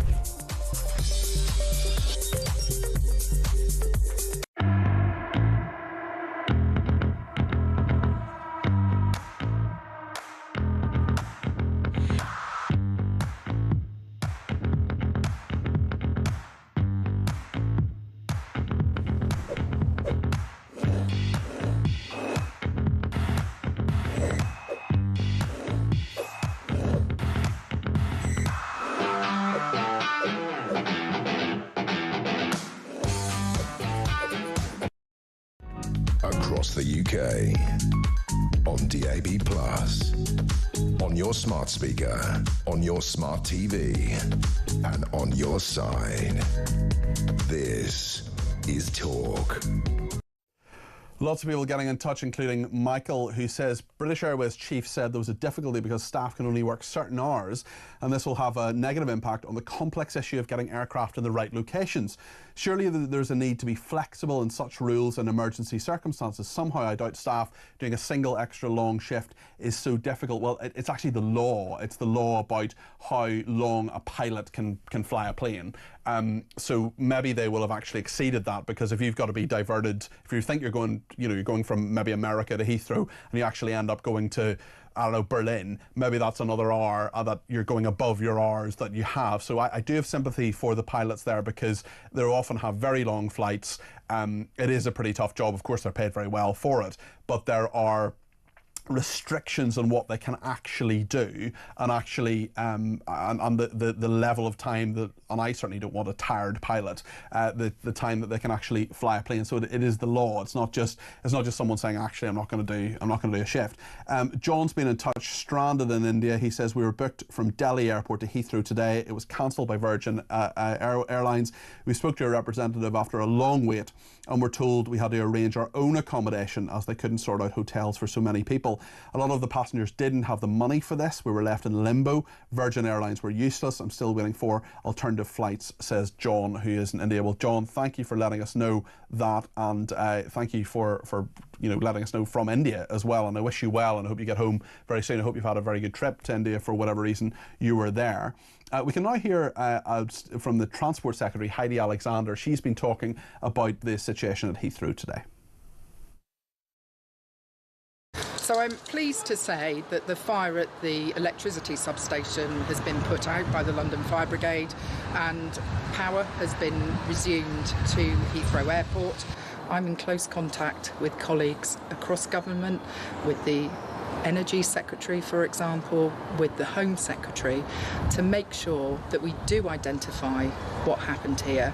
And I'm also in contact, as you would expect, with Heathrow to make sure that any lessons we need to learn from the systems that the airport has in place are learnt, and that we take action to rectify any questions that do need to be answered. Well, let's talk now to Colonel Simon Diggins. Simon is a military and defence analyst. He's a former defence attaché in Kabul. Simon, we're being told that there's no evidence of foul play here, foreign interference. Do you believe that? I mean, I don't have any direct inside information, but no. My suspicion is, frankly, that this has got the hallmarks of a GRU, a Soviet-run Russian military intelligence organisation. It's exactly the kind of thing they've been doing all over Europe. I read some reports recently. Over 15 countries in Europe have been attacked over the last 3 years, and the rate of attacks of the Russians keeps on increasing. It quadrupled between 22 and 23, and then between 23 and 24, 3 times on top of that. We have seen in this country, we've seen a fire in Barrow-in-Furness, we've seen an attack on a warehouse in East London, we had the Litvinenko murder, the Skripal attempted murder, an attempt to put an incendiary device on board a DHL plane, and a very similar attempt was made on a plane in Germany. And of course, the timing of this is extraordinary. It's literally one day after a major conference was held at our Strategic Command at Northwood to discuss the development of the plans to provide a reassurance force for Ukraine. So no, I'm afraid I'm pretty clear in my mind. This is GRU. Very interesting you say that. That's the strongest I think I've heard all day, Simon, and you've given us your reasoning as to what has led to that conclusion. Whatever the truth of your theory or others, and often, as we're told at the time this has nothing to do with sabotage, this has nothing to do with any foreign actors, and then later on it turns out it is. But Simon, whatever the case, whatever has happened today, the Russians, the Chinese and many other world powers are just laughing at us, aren't they? They're saying, what, a fire and you take out a whole airport? No, quite, because the other issue that came out, and I'm sure the Transport Secretary noted it was a lack of resilience. Yeah. So one fire, and then everything gets knocked out. Now, there was supposed to be a backup generator in place, but that clearly didn't work. And there was also a suspicion that Heathrow turned it into a kind of greenwash effort because it was supposed to be run off biomass. That's just not good enough. But it tells you the bigger problem about so much of our infrastructure. We don't have the resilience to deal with crises, particularly if there are multiple crises. And as we move into a situation where we hope we will be supporting Ukraine in a ceasefire and then the peace settlement, this will not be popular with Russia, and we must expect more of these type of attacks. Therefore, our demands in terms of resilience, and that's a national strategic requirement, is going to increase. It costs money, Peter, and at the moment we're not prepared to spend it, but the cost is what happens when you don't spend it. And we're just seeing today what happens when you don't put the money into resilience. Resilience is a big issue, as is preparedness and deterrent as well. Let's talk about Britain having the power to do untold damage to adversaries such as Russia with its nuclear deterrent. That is what John Healey is saying. He's been up in Barrow-in-Furness, or the Royal Port of Barrow, as is his name now. He says Britain will not shy away from nuclear weapons. Is that the right strategy, do you think? I think we have no choice but to have nuclear weapons. I think there is a slight issue about the amount of money we spend on it versus other items, and also the type of nuclear weapons we've actually got. Now, all nuclear weapons are horrific, but at the moment we only have one type, which is a strategic nuclear deterrent. So that would be only ever used if something was attacking Britain in such a way that our only response was effective to try to destroy or partially destroy another country. That's not necessarily how nuclear weapons might be used. We know, for example, the Russians consider them as an enhanced form of tactical weapons, and we have no means of responding to them except by using nuclear weapons. So I think we have a hard conversation we have to go, do we have the right mix of nuclear weapons? The French, for example, by comparison, do have a range of nuclear weapons. But as I say, the second point is, given the demands on our resources, defence resources, and we're still not anywhere near kind of monies we actually need to defend ourselves properly, have we got the right balance between the two things? Now, that's a very hard call for everyone to make, but I think it's a conversation that needs to be opened up. It's consuming at the moment between 1/5 and 1/3 of our defence expenditure. Does that really reflect where the threats are, where the challenges are? My answer is probably no, in which case I think we need to rethink where that balance is. In terms of that balance, the RAF is in talks to police the skies above Ukraine. They could be deployed there. Keir Starmer's talking about that with the coalition of the willing. Is that a good idea, Simon? Wouldn't that surely put us at greater risk? I think so, but the alternative is that Ukraine is then pushed into a position whereby the ceasefire simply becomes an opportunity for Russia to reorganise, reset, and then go again or go somewhere else where it chooses to do. I think we do need to move forward now. It is absolutely clear that Europe has got to do this by itself. That's the message that's come across loud and clear from across the pond, from America itself. We need to do that. And a no-fly zone over Ukraine, very clearly defensive in the way it's structured. And we did it to defend Israel. When Iran attacked Israel, RF aircraft were used then to defend Israel's aerospace. I think we could do exactly the same thing in Ukraine. Of course, Russia will react to it. Of course, Russia will say this is unacceptable. But this is a sovereign, independent country, which Russia's been attacking now since February 22. And I think it's our responsibility to defend it, support its defence. And we can do it in a very clearly defensive manner. And I think we should look to do so. Simon, thank you. That's Colonel Simon Diggins there, military and defence analyst. He's obviously former colonel in the army as well, so thank you to him. He says it's the Russians. What do you think about this? 0344 499 1000. On other matters as well, Kim's been in touch and says, is it significant the government are pushing Ed Miliband forward as the face of this disaster? Your thoughts, Peter? I'm not sure necessarily. I wonder if Heidi Alexander was unavailable for media. We certainly didn't hear from her until tea time. Maybe she was in meetings about this. She appeared to be on the street, presumably in her constituency of South Swindon. She doesn't appear to be in London, doesn't appear to be at Cobra, for example. I'm surprised the Cobra wasn't actually called on this, the government's emergency committee, because this was a huge thing. Maybe they didn't want to ramp up the theories around terrorism. Ed Miliband, I would imagine, was around. He was near Heathrow and was a minister who has some responsibility in regard to Heathrow and was put forward in that. Sometimes that's the reason that happens. Sometimes they might think Ed Miliband is a better media performer than Heidi Alexander. Sometimes those questions are questions we asked. Heidi Alexander obviously not been in the role as long as other Labour ministers, because Louise Hay was sacked as Transport Secretary rather appropriately or inappropriately, some would argue, thrown under the bus by Keir Starmer when she said that she had a fraud conviction, a spent fraud conviction.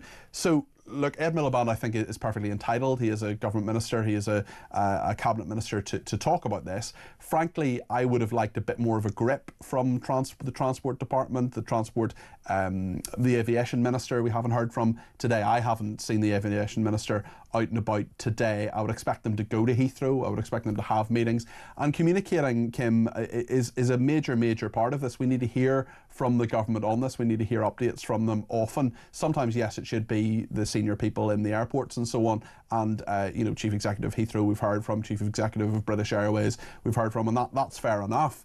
But actually there's always, especially when there's a moment of sort of national questioning of, is this something that is really the government's got to sort out, or at least be part of the process of sorting it out. We want to hear from them. I think we probably should have heard from the Prime Minister today as well. I mean, this is a major issue. This is one of the world's busiest airports, Britain's biggest airport, shutting down. They're essentially saying there's nothing to see here. Simon Diggins, who's not a conspiracy theorist by any stretch of the imagination, he's a very, very reasonable man who I trust in his analysis, and he says that actually he thinks the Russians have sabotaged us here. So perhaps there's more going on here. Often we're told nothing to see here, no evidence of foul play. Well, actually, often later on we hear that there can be, and maybe initially they're right, and maybe they're not misleading us, and I'm not suggesting the government are telling us any lies around this necessarily, but it'll be very interesting to find out what exactly happened, and more accurately, what should have happened. The boss of Heathrow has said we cannot guard ourselves 100%, but a relatively small fire outside the Heathrow site, okay, it's very linked to it, well, that should have been something that the resilience should have been greater. That's, first and foremost, the resilience should have been greater. 250,000 people inconvenienced in this country and around the world. The economic cost of this is huge. It should have been avoided. There's no doubt about that. Lots more to discuss on this, including how the government have been handling it. We've got Alicia Fitzgerald, political correspondent, with us in just a second. Chris in Brighton has referred to Simon. He offered no evidence, nor was asked to back up his baseless assertion the Heathrow fire was down to Russian interference. So it's warmongering propagandists are a danger to us all. Chris, he laid out his rationale for that very, very clearly. He said the reasons. He thought that this was the case. It's happened before. It's happened in various other attacks on this country and others as well. Chris, I didn't feel the need to ask him, well, why do you think that? Because he told us. And Simon may be wrong, but he's coming from a good place and he's a well-intentioned person. And I don't know whether he's right or wrong, but he's always someone worth listening to, Chris, so I respectfully disagree with you on that. We'll talk to Alicia Fitzgerald in just a second. We'll get your calls, texts and tweets as well. 0344 499 1000.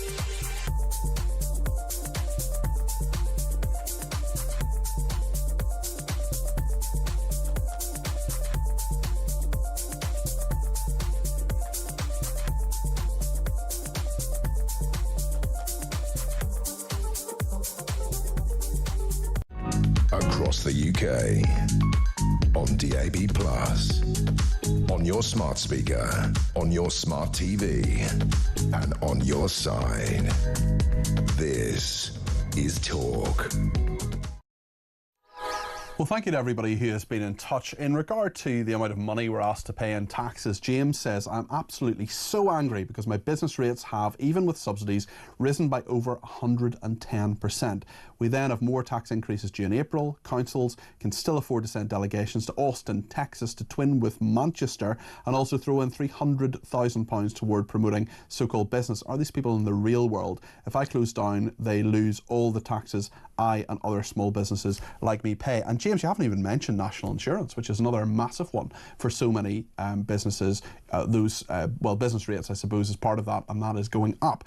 It's interesting, this weekend I'm on between 10 and 1, both on Saturday and Sunday. And on Sunday, it's a big political week, of course, coming up. We're going to have full coverage here on Talk of the spring statement and what it means for you, but we'll have a little preview because I'll be talking to not only the Shadow Chancellor Mel Stride, but also the Chief Secretary to the Treasury Darren Jones on my Sunday programme. So if you have any thoughts on what you want me to ask them, you let me know. Send me a text message or send me a WhatsApp by 7 o'clock on 87222 on text, or 0344 499 1000 on the WhatsApp, and let me know what you think I should ask them. I'll do that call out again tomorrow because I'm really interested in getting as many questions from viewers and listeners as possible to both the Chief Secretary of the Treasury, basically the Deputy Chancellor, and the Shadow Chancellor Mel Stride. What should be done, what can be done to get growth back, because we know that the Office of Budget Responsibility is thinking about the growth rate, what it's going to be. They mark the government's homework, and there's speculation anyway that it could go down, the growth could go down from 2% to even 1%. So Labour essentially bet the farm on getting 2.5% growth. They're not going to get it, and now they're going to have to change their plans. Well, Alicia Fitzgerald is political correspondent, and she is with me now. Alicia, let's talk about growth and the finances in a minute or two. But first of all, let me know your thoughts on how the government has handled today in regard to Heathrow. We've heard finally from Heidi Alexander, we've heard a lot from Ed Miliband as well. But as many of our guests have been saying throughout Drive this afternoon, they feel a lot of countries around the world will be laughing at us. Yeah, well, absolutely. I mean, throughout the day, Keir Starmer said that he was very much waiting for updates with his ear to the ground and would let people know if anything changed. And in fairness to the government, I think because counter-terrorism police have been looking into it, it does make it difficult for them to say too much, just because they haven't quite worked out exactly what the cause of this fire was. So I think until then, they're obviously trying to play it a little bit safe and make sure they don't open themselves up to any questions about what exactly caused this fire. But I think a lot of people were hoping for a bit more from Heidi Alexander, because I do feel like it's not really Keir Starmer's job. I mean, he doesn't have an awful lot to do with Heathrow Airport as an individual. This should definitely be within the Transport Secretary's remit. So I think people were hoping for a bit of an earlier statement and an earlier comment from Heidi Alexander. And as you say, Peter, in terms of globally and what other people are saying, we even saw on Twitter, on X. Sorry, I'm still not used to that. Nobody calls it X. Nobody calls it X. Just call it Twitter. They don't. It's Twitter. It's always going to be Twitter.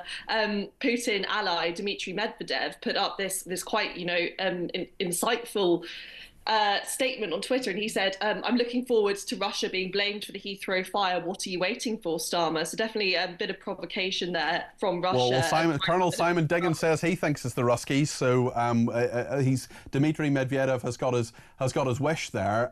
We'll see. We'll know in the fullness of time what is happening there. What we'll also know in just a few days' time is what the government's doing about the economy, and the Telegraph suggesting that the official economic growth forecast could be halved next week in a blow to Keir Starmer. It's a very, very tough one for Rachel Reeves, and very few people are happy with this, Alicia. Yeah, it really is. But also, I think that the thing about this is it's probably the least shocking headline ever. I think lots of people expected this. I mean, given the trajectory over the past few months, I don't think anyone was expecting growth to be as high as maybe was initially predicted, or even as it was predicted more recently. So definitely another blow for the government, but also a blow for the public as well. It's just another bit of bad news about the economy, and kind of dwindling hopes that anything in the statement coming up next week will actually change this forecast, because this forecast is obviously ahead of the statement. So it kind of is a prediction to say that anything released in this statement isn't going to be enough to actually achieve the growth that we want, which obviously isn't great. Yeah, absolutely. And the kind of choices that Rachel raised, we know some of those ideas around welfare and so on, but do you think further cuts to come? What's your prediction? Yeah, I mean, definitely widely reported so far that there's going to be further cuts in public sectors, in Whitehall departments as well, which is going to be really difficult for people to swallow. I saw widely reported as well that will include the legal system, the justice system, which already has backlogs so long that it's just not even plausible. You can't even imagine it. So that's definitely going to be a really difficult one to grapple with. I think it would be really unlikely if we saw any kind of tax raises. I think it would just be really difficult politically for the Labour Party to do that after promising so many times they wouldn't increase any more tax. But I do think this is definitely going to be a budget where we see cuts more than raises, and both of which are really difficult for the public. So, and it's interesting you use the word budget there, because it is the spring statement, but of course that's entered the lexicon because it is a big fiscal event, and the Conservatives, Kemi Badenoch at Prime Minister's Questions this week, calling it an emergency budget, as if the government is on the hop and in crisis. How effective do you think the opposition have been in regard to this? Do you know what? I did think at PMQs this past week, I did think that Keir Starmer's performance wasn't fantastic, and I think that was widely agreed. It did feel like it was kind of him asking Kemi Badenoch questions, kind of felt like he was on the wrong side of the chamber. Yeah, well, she did say we can switch sides, yeah. Yeah, so it was a bit interesting, especially in an important week leading up to the budget fiscal statement. And I find it weird that it's called a fiscal statement, a spring statement, because it doesn't mean anything to anyone. Because what it is, it's a big policy announcement. It's pretty much the same as a budget, which happens in the autumn. So I think just call it what it is and call it budget number 2 or something. Alicia, thank you for your analysis there. Alicia Fitzgerald, political correspondent, thanks for joining us with that. Lots of people getting in touch, including Mark, who says the aviation minister can't be there. Their private jet has nowhere to land. I don't think I've heard a single thing today from Mike Keane, who is the UK aviation minister. Has he tweeted, Ryan? I'm just asking the producer, Ryan. I can't see anything from Mike Keane. He seems to have gone pretty submarine, well, rather inappropriately there, given he's the aviation minister. That was an unintentional pun, which are, of course, the best. Dan in Kent says, I absolutely respect Colonel Simon Diggins, but I totally disagree with him. There's CCTV at the substation and things involving electricity do catch fire. Dan, you are right. And yeah, absolutely, we are very happy to have that debate. And on my programmes, we disagree without being disagreeable, which is exactly what you've done. Mike Keane, I am told, has retweeted various things from the government in regard to aviation, but he hasn't said anything himself. I haven't seen him. In fact, I've never even heard of Mike Keane, but now I have. Jane says, unfortunately, UK matters seem to take second place for our Prime Minister. Graham and Bushy says, will we now see a load of windmills at Heathrow as their backup option? And another person says, great show, full of plenty of information. Maybe instead of windmills, Heathrow could be covered in solar panels for his backup plan. Let's hope not. We're going to take some of your calls. We're also going to talk to Kevin O'Sullivan about what's coming up at his programme. He'll be in this studio between 7 and 9, and then What Just Happened will be on between 9 and 10. And don't forget, I'm back as well tomorrow between 10 and 1, and on Sunday as well, with both the Shadow Chancellor, Mel Stride, and the Chief Secretary of the Treasury, Darren Jones. Both of them will be taking my questions, but your questions too as well. But we'll get your thoughts on dentists, on council tax, on anything else you want to talk about between now and 7. 0344 499 1000.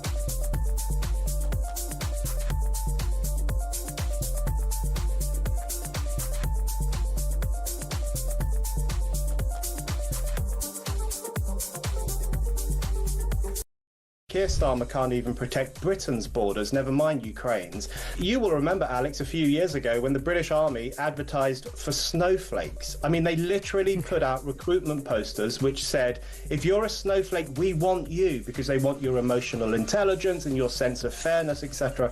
So we've got a fighting force in this country that has gone very politically correct, that celebrates snowflakery, which actually looks down its nose at toxic masculinity. And by the way, we wouldn't have won any war in history without so-called toxic masculinity.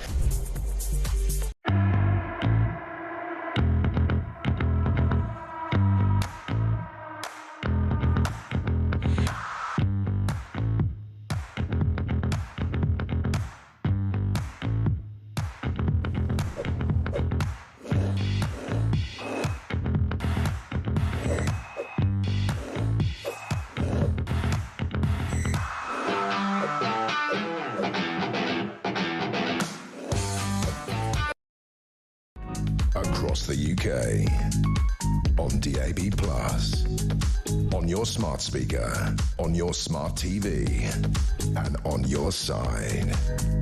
This is Talk.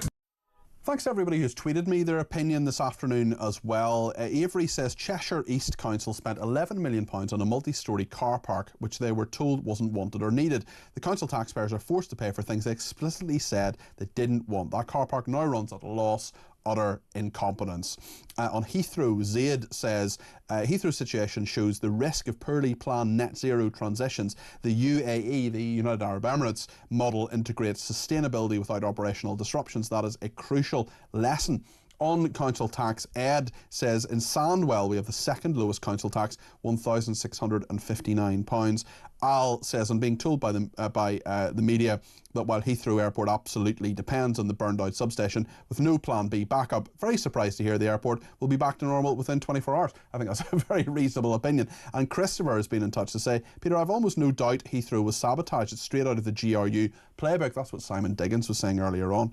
I trained against them in the early mid to mid 80s. Also the Russian ghost ships chased away from gas lines on the North Sea, now an anchor off Ireland above our Atlantic data lines. Coincidence? I think not.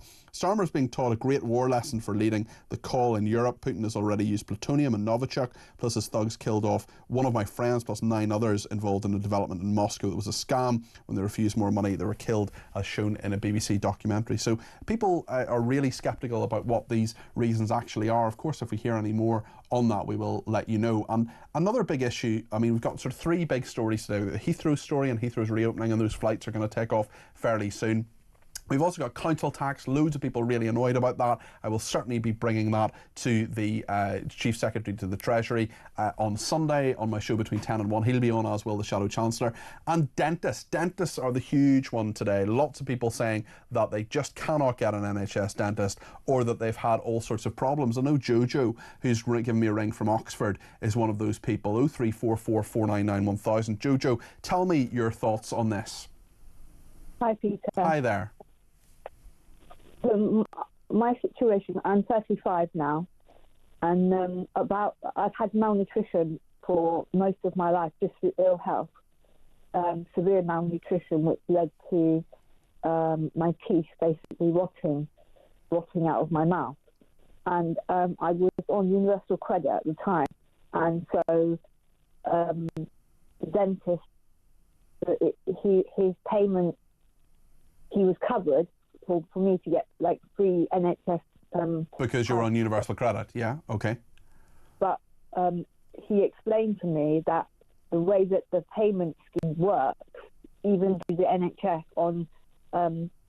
is that they can only do one root canal treatment on one tooth every 3 months. That's how you can't. If he does 2, he can do 2. He said I can do 2, but I'll only get paid 1. And that's interesting, Jojo, because that is very similar to what I mean. That's essentially the same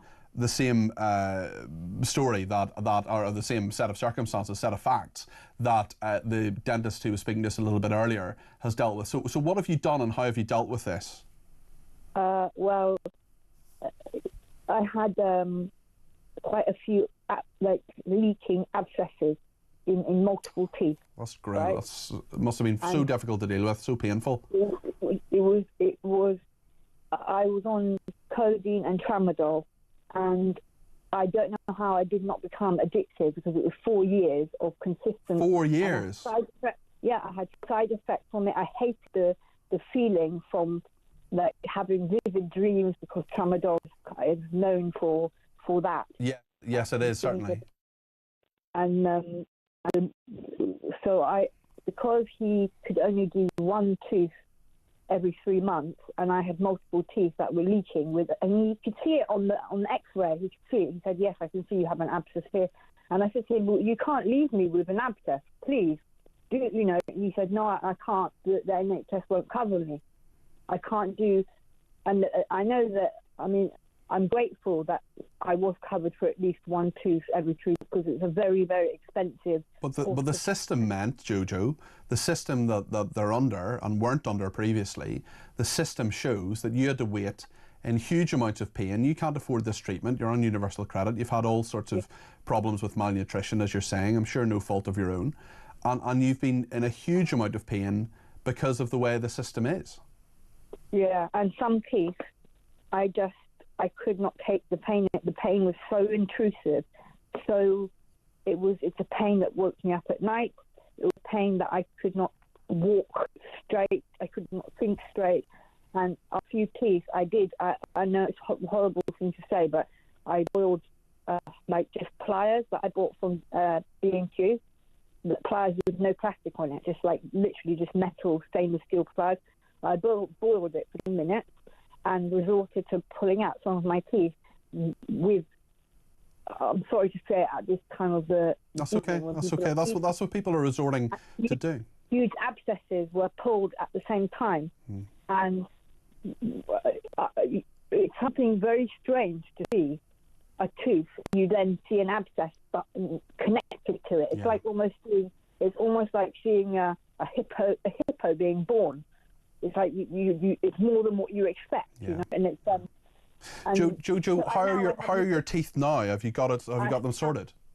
I have no teeth whatsoever. You've no teeth. I'm 35, and I have maybe you can hear by the way that I talk, but I have 0 teeth. No upper. All 32 teeth are missing. None. No. So how do you eat? Do you just eat liquefied things, or what do you? Are you still malnourished? What's happening? I have I'm malnourished, but I drink these Ensure drinks, which are like very, very high calorie meal replacements. Okay. And then on top of that, I do I eat like old person, or mashed potatoes. Everything has to be cut up small, but I do have a denture, which my dentist made for me. They're ill-fitting. They hurt. They're not. And again, I'm left with the same thing, which is you can only address the denture once every 3 months. And when you lose all your teeth, your face shrinks and changes, and the bone you lose bone from inside the roof of your mouth. Your mouth is malleable, but totally changes. Yes. So to have treatment only once every 3 months, it's ridiculous, because once you've done the upper, the lowers now are not ill-fitting. And in order to eat, you have to get a bite. You have to get the upper and the lower to connect, and that's how you bite. Really, my upper and lower are just aesthetic, which I'm really grateful for. Believe me, it's not nice having at the age of 35, not having a single tooth. I'm not a drug addict, but I look like one. I look like these meth heroin addicts. Yes. No teeth. Yes. But when people talk to me, they can see that that's not who I am.